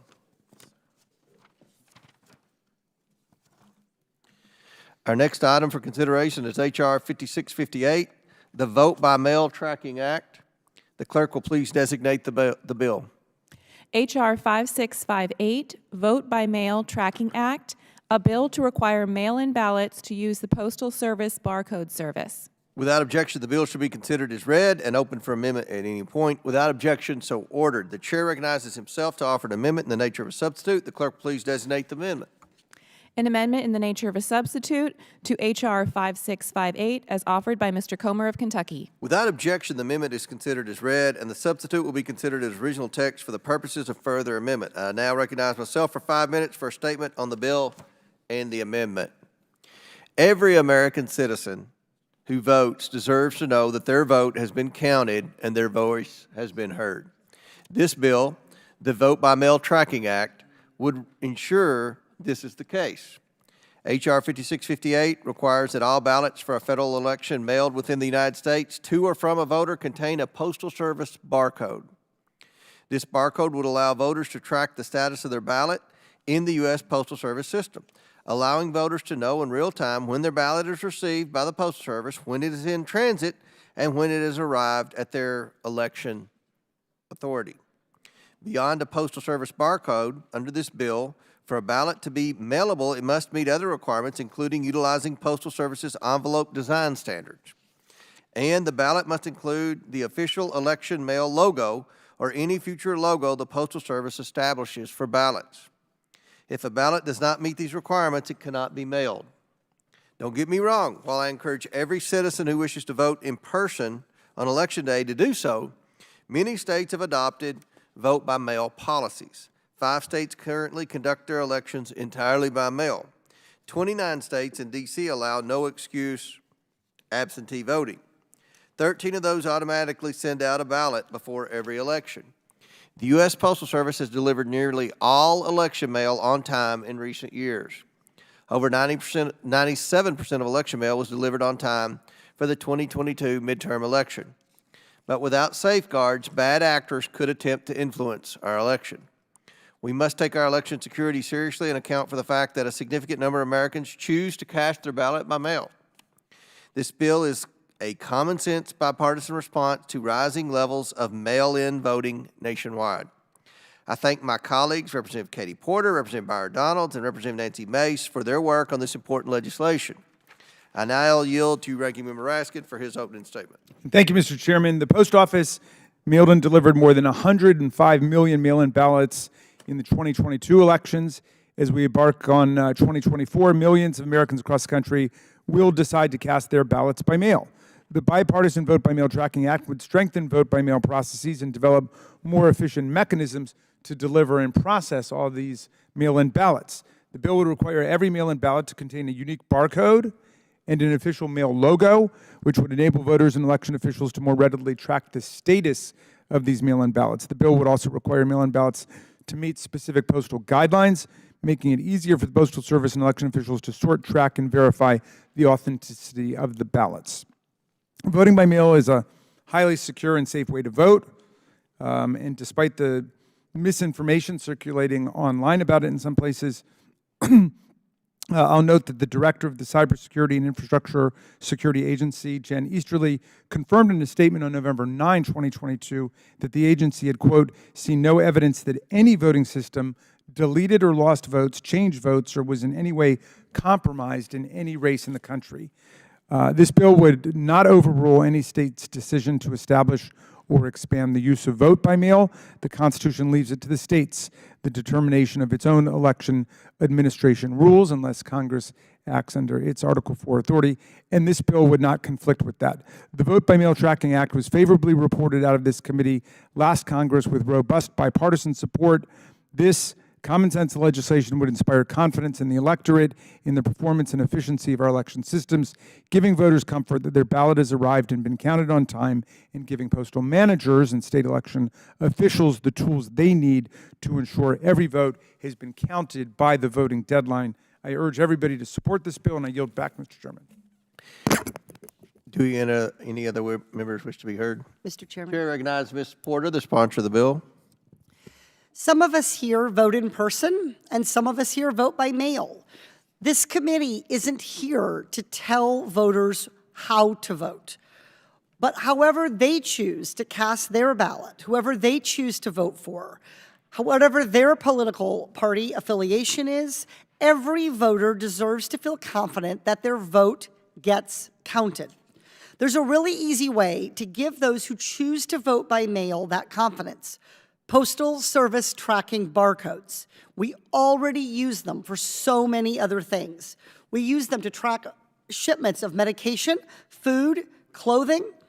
Republicans and Democrats alike want to know when something important is mailed. And is it going to end up in the right place? Our ballots are no exception. The United States Postal Service recommends that every mail-in ballot envelope contain a USPS tracking barcode, includes an official election mail logo, and meets USPS letter standards for size, weight, and shape. Unfortunately, not everyone gets to use ballot envelopes that follow these standards. This bill fixes that problem. That's why I'm leading the Vote by Mail Tracking Act with the support of Representatives Mace, Mafume, Donalds, Connolly, Fitzpatrick, Norton, Siskamani, Williams, and Burchett. Under our bill, every ballot envelope will meet Postal Service standards and get a tracking barcode. All voters can then verify for themselves that their ballot reached its final destination. That transparency is a necessary step to make Republicans and Democrats alike confident in our elections. And that's exactly why this bill is led by 5 Republicans and 5 Democrats. It's not partisan, it's just good policy. This bill doesn't just make things more streamlined for the American people, it also makes processing easier and faster for the Postal Service, reducing its burden and making efficient use of tax dollars. I want to be very clear about what this bill does not do. It does not expand voting by mail. It does not authorize new federal spending. It simply makes sure that where voting by mail happens, where voters choose to vote by mail, that those voters can verify that their ballots were received by the election office. Chairman Comer and Ranking Member Raskin, I thank you both for making this common sense legislation a priority. Once we mark this bill up today, I look forward to working with you to quickly pass this bipartisan bill on the House floor. And to my fellow committee members, you'd be in great company joining 10 bipartisan members and both chairman and ranking member in supporting this bill. I urge every committee member to vote for this bill, and I'd be glad to add anyone as a co-sponsor. I yield back. Gentlelady yields back. Chair now recognizes Ms. Mace from South Carolina. Thank you, Mr. Chairman, and I want to thank my colleagues on both sides of the aisle for this legislation. And ironically, as much as we debate, we won't say fight, we'll say debate in here, the Oversight Committee is one of the few committees where we actually can get a lot of bipartisan work done. So I appreciate my colleagues on both sides of the aisle, and whether you are a Republican or Democrat, I think we can all agree our republic cannot ensure if Americans of all political stripes do not have confidence in the integrity and results of our elections. Over the last 4 years, we've seen a rapid expansion in mail-in voting, and it's made a lot of Americans uneasy. And I remember in the 2020 cycle getting calls from at least a half dozen people that received a ballot from multiple states through the mail, and having and listening to their concerns about that and how uneasy they felt about it. So this comprehensive legislation requires ballots for all federal elections to be trackable while in the mail by having a unique Postal Service barcode, ensuring it can be tracked from the mailbox to the ballot box. And there's nothing more American or more supportive of a republic and a democracy than this piece of legislation. It's 2024, and if I can buy a dress online and order it online and know when it's going to be delivered to the house, then our ballot should be the same way. There's no reason why we can't track them and let us know if they've been delivered. So it's time to bring our election system into the 21st century. I've co-led on this bipartisan legislation and election integrity legislation, ensuring we have transparency and accountability for all those who vote by mail, regardless of your political affiliation. Election integrity should not be a partisan issue. Every legal vote should be counted, and our bipartisan bill will go a long way to making that a reality. Thank you, Mr. Chairman, and I yield back. Gentlelady yields back. Chair now recognizes Mr. Gosar from Arizona for 5 minutes. Thank you, Mr. Chairman. I applaud those folks that put this together. It's high time. Arizona's been doing mail-in ballots for over 25 years. But it's only one piece of the pie. We can already do this, except we don't do it with the post office. So I love the fact that we're using the post office to use that barcode. However, that's only one piece of the pie, because you have to then, in our state, you have to affidavit the signatures. They have to match up. So it's one piece of the pie, and that's really all it is. But it gives it an easier tool for people to follow through with. The last thing I would ask is I did not see any part to it. I didn't finish reading it. But what are the remedies in case you can't find that barcode? You know, what would you expect the post office to do? Will the gentleman yield? So there, in the bill as written, there is no individual remedy, although I think the goal would be that as you track your ballot, if it is not received, you would have the ability to, and mail-in voting, as you know, often occurs over a period of time. So you'd be able to do a provisional? You'd be able to do a provisional, you could contact and request a new ballot. And I think this also will enable county election officials and state officials to see if the Postal Service is actually delivering these ballots on time and in full, and if there were problems or gaps, the Postal Service, we would be able to hold as a committee the Postal Service accountable for those kinds of problems. That we currently don't have. Yeah, I would tell you I applaud the folks who put this together, because it's one piece of another complex puzzle. So thank you. I yield back. Gentleman yields back. Seeing no other members requesting time to speak, the question is now on the amendment in the nature of a substitute. All those in favor signify by saying aye. Aye. All those opposed signify by saying no. In the opinion of the chair, the ayes have it, and the amendment is agreed to. The question is now on favorably reporting H.R. 5658 as amended. All those in favor signify by saying aye. Aye. All those opposed signify by saying no. In the opinion of the chair, the ayes have it, and the bill is ordered favorably. Mr. Chairman, can I ask for a recorded vote? I want to wear out these little machines today. A recorded vote is ordered by the gentleman from Arizona, as previously announced. Further proceedings on the question will be postponed.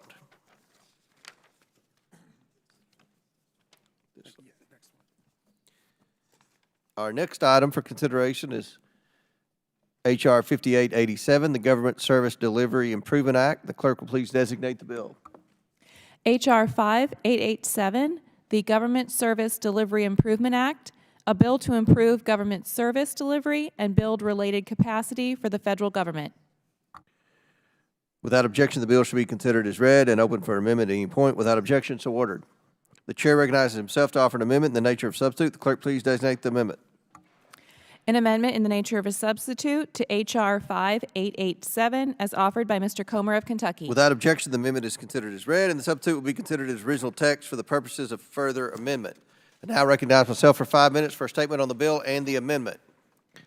Outdated bureaucratic government processes make it challenging and costly to deliver government services. This wastes taxpayer dollars and creates opportunities for fraud and abuse. These processes don't change because federal agencies lack a single designated official that Congress can hold accountable for a program. These processes don't change because federal agencies lack a single designated official that Congress can hold accountable for program service delivery, including agency-wide backlogs, unprocessed applications, or improperly delivered benefits. Many agency officials, program managers, policymakers, human resource managers are responsible for parts of the problem. But developing solutions to poor government service delivery will require someone to be responsible for cross-agency coordination. This legislation, the Government Service Delivery Improvement Act, addresses this problem by requiring the Office of Management and Budget, and federal agencies to designate a senior official accountable for improving government service delivery. This bill requires OMB to designate a senior official as the federal government service delivery lead or hold them responsible for facilitating and coordinating agency government processes reforms. This OMB official will develop standards, policies, and performance metrics to ensure agency progress.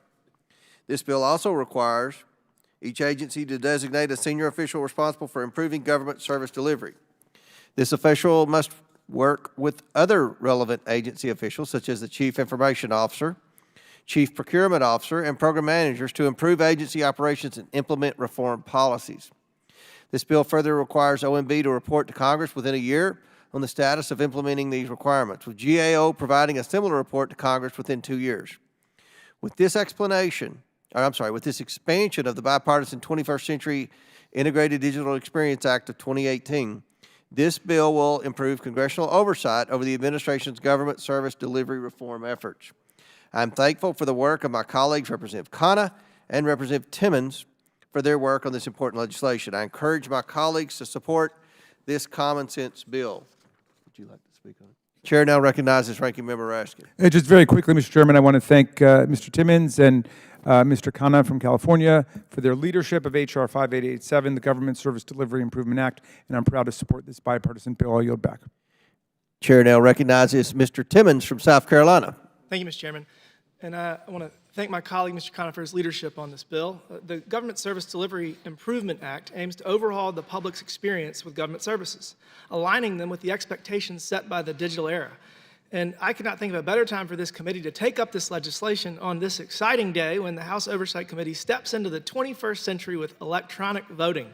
I worked alongside my friend from Washington, Representative Kilmer, for 4 years on the Select Committee on the Modernization of Congress. We made over 200 recommendations, and we appreciate Chairman Comer adopting recommendation number 55 by implementing electronic voting in this committee. It will save everyone here immense amounts of time and allow us to be more efficient and effective. So thank you. It really is exciting to see the Modernization Committee's recommendations come to fruition.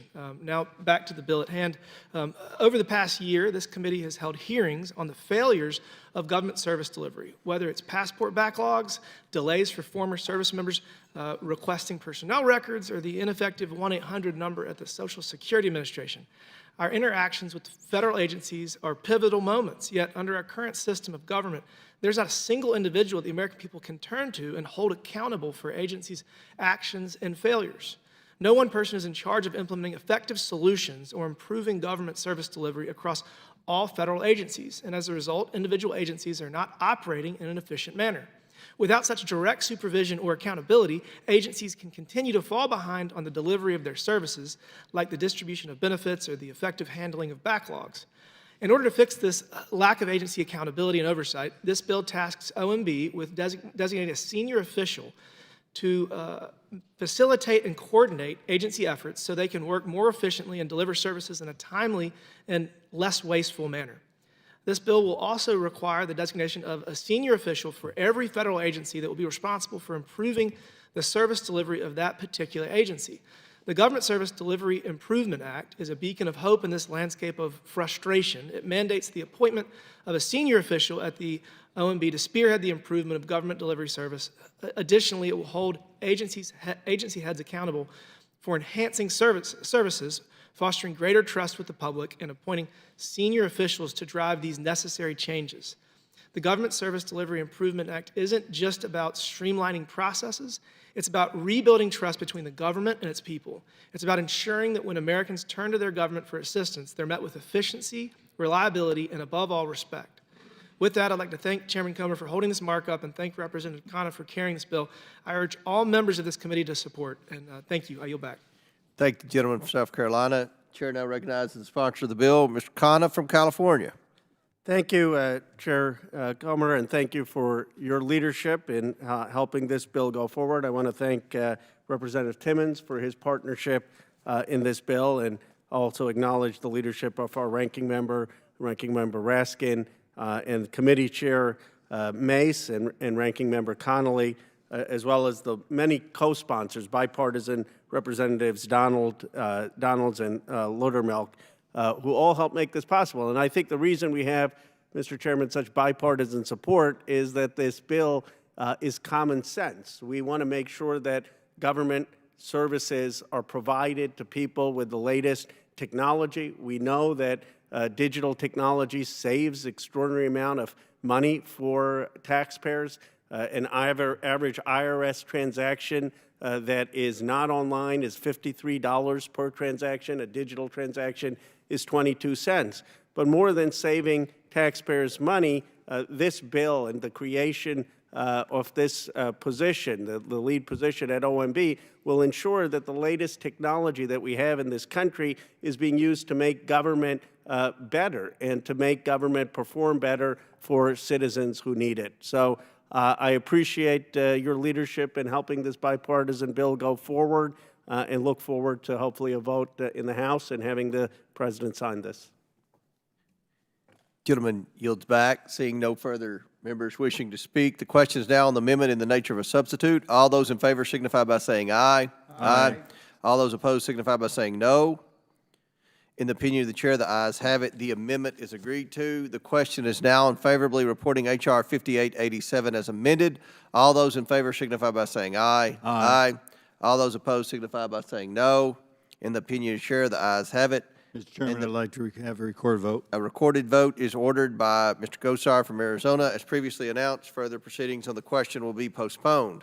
I now ask unanimous consent to enter into the record a letter of support from the American Pharmacy Cooperative, Inc., and a letter of support from the National Active and Retired Federal Employees Association supporting the our PBM legislation. Without objection, so ordered.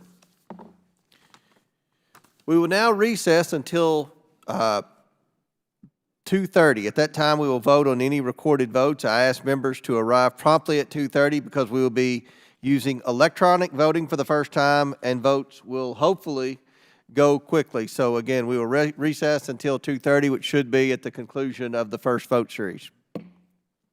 House stands in recess.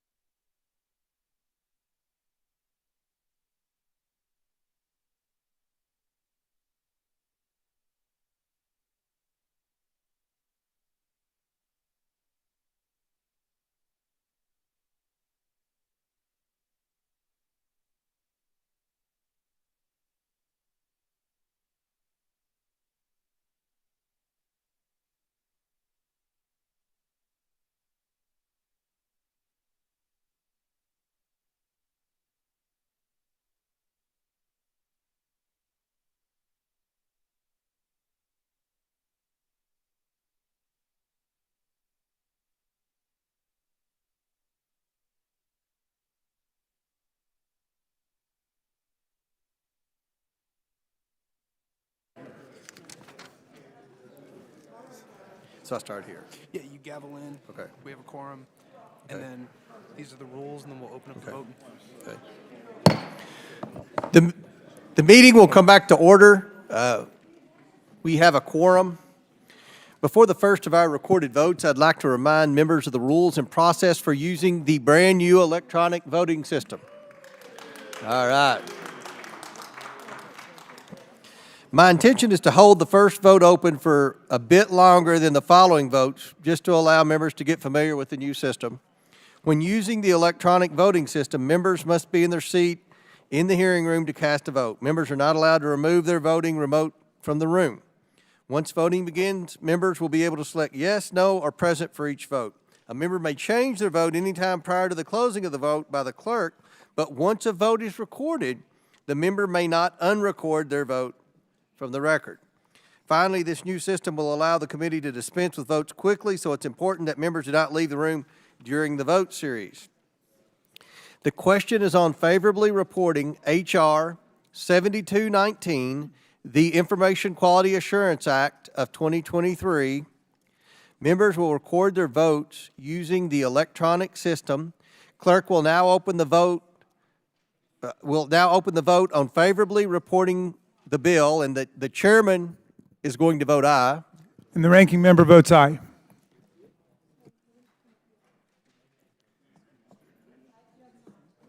Ready to go? And the results are on the screen.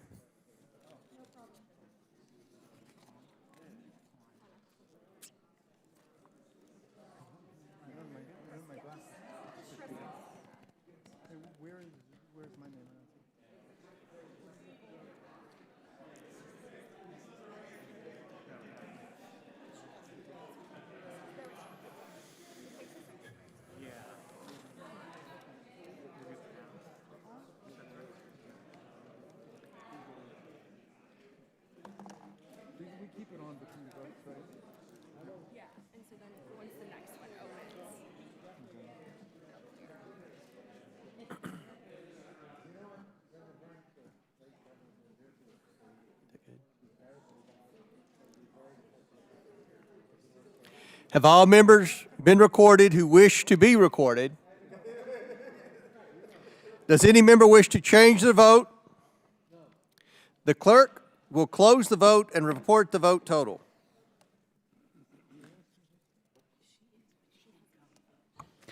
Mr. Chairman, on this vote, the ayes are 41, the nays are 0.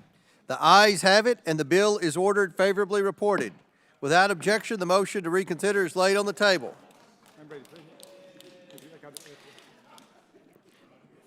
The question is on favorably reporting H.R. 5798. Members will record their vote using the electronic voting system. Clerk will now open the vote on favorably reporting H.R. 5798.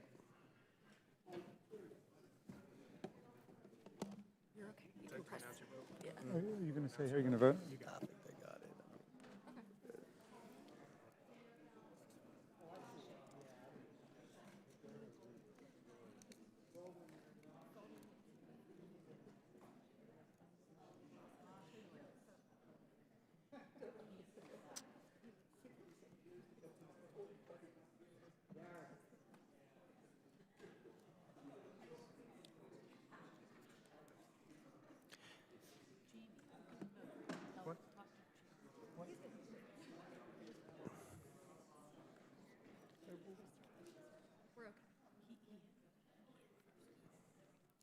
Have all members recorded who wish to be recorded? Does any member wish to change their vote? The clerk will close the vote and report the vote total.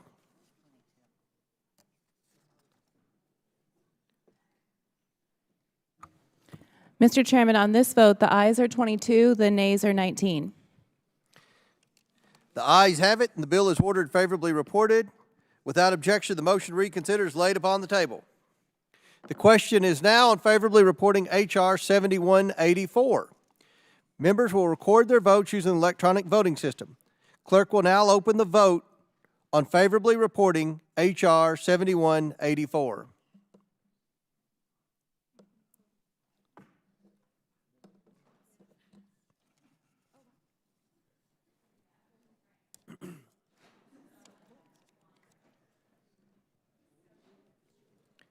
Have all members been recorded who wish to be recorded?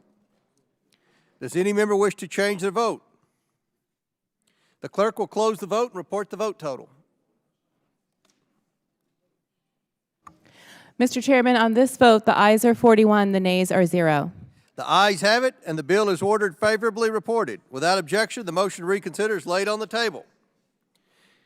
The question is on favorably reporting H.R. 6972. Members will record their votes using the electronic voting system. Clerk will now open the vote on favorably reporting H.R. 6972.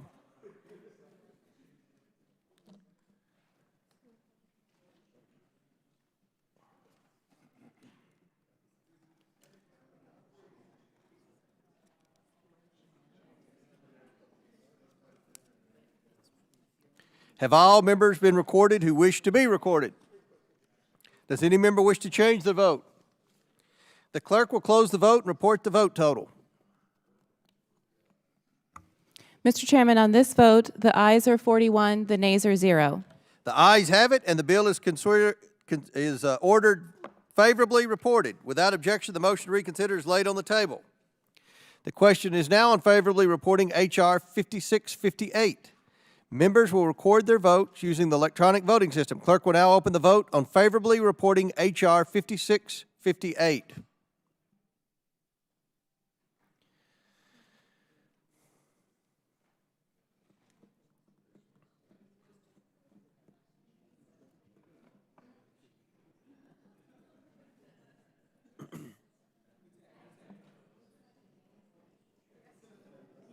Have all members been recorded who wish to be recorded?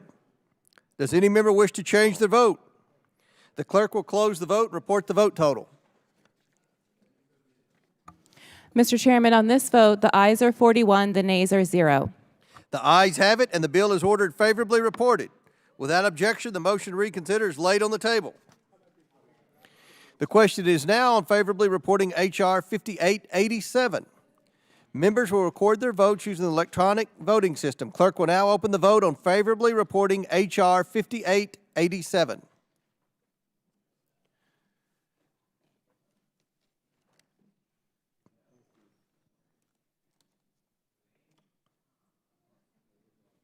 Have all members been recorded who wish to be recorded?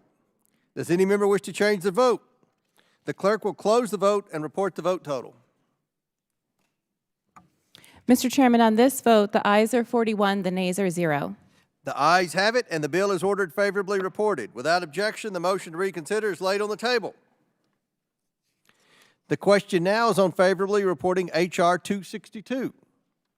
Members will record their votes using the electronic voting system.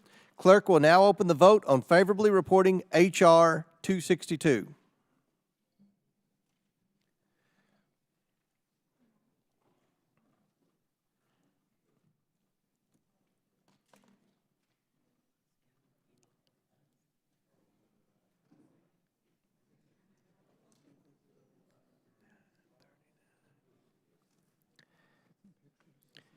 Have all members been recorded who wish to be recorded?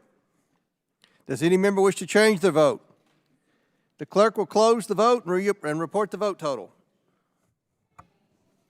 Mr. Chairman, on this vote, the ayes are 21, the nays are 19. The ayes have it, and the bill is ordered favorably reported. Without objection, the motion to reconsider is laid on the table. The committee will now resume consideration of H.R. 6283, the Delinking Revenue from Unfair Gouging Act. The question is now on the previously postponed amendment to the amendment in the nature of a substitute offered by Ms. Crockett from Texas. Members will record their votes using the electronic voting system. Clerk will now open the vote on the amendment to the amendment on H.R. 6283.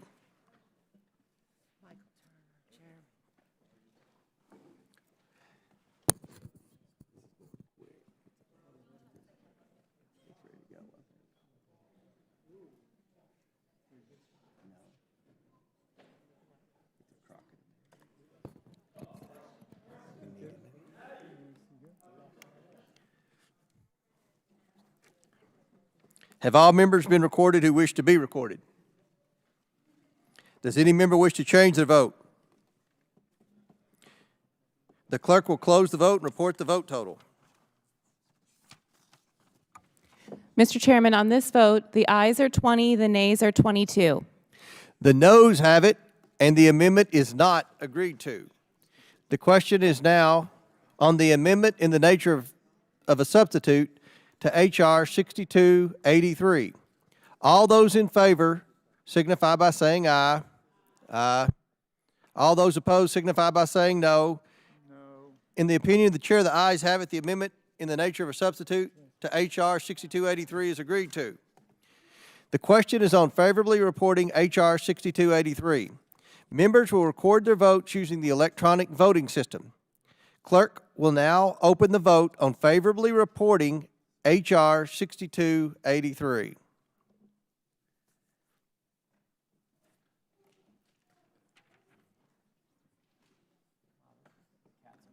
Oh, man.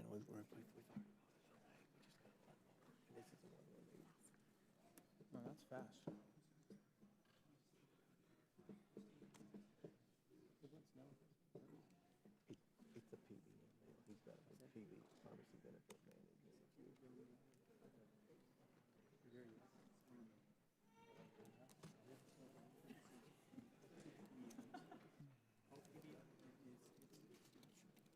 Have all members been recorded who wish to be recorded?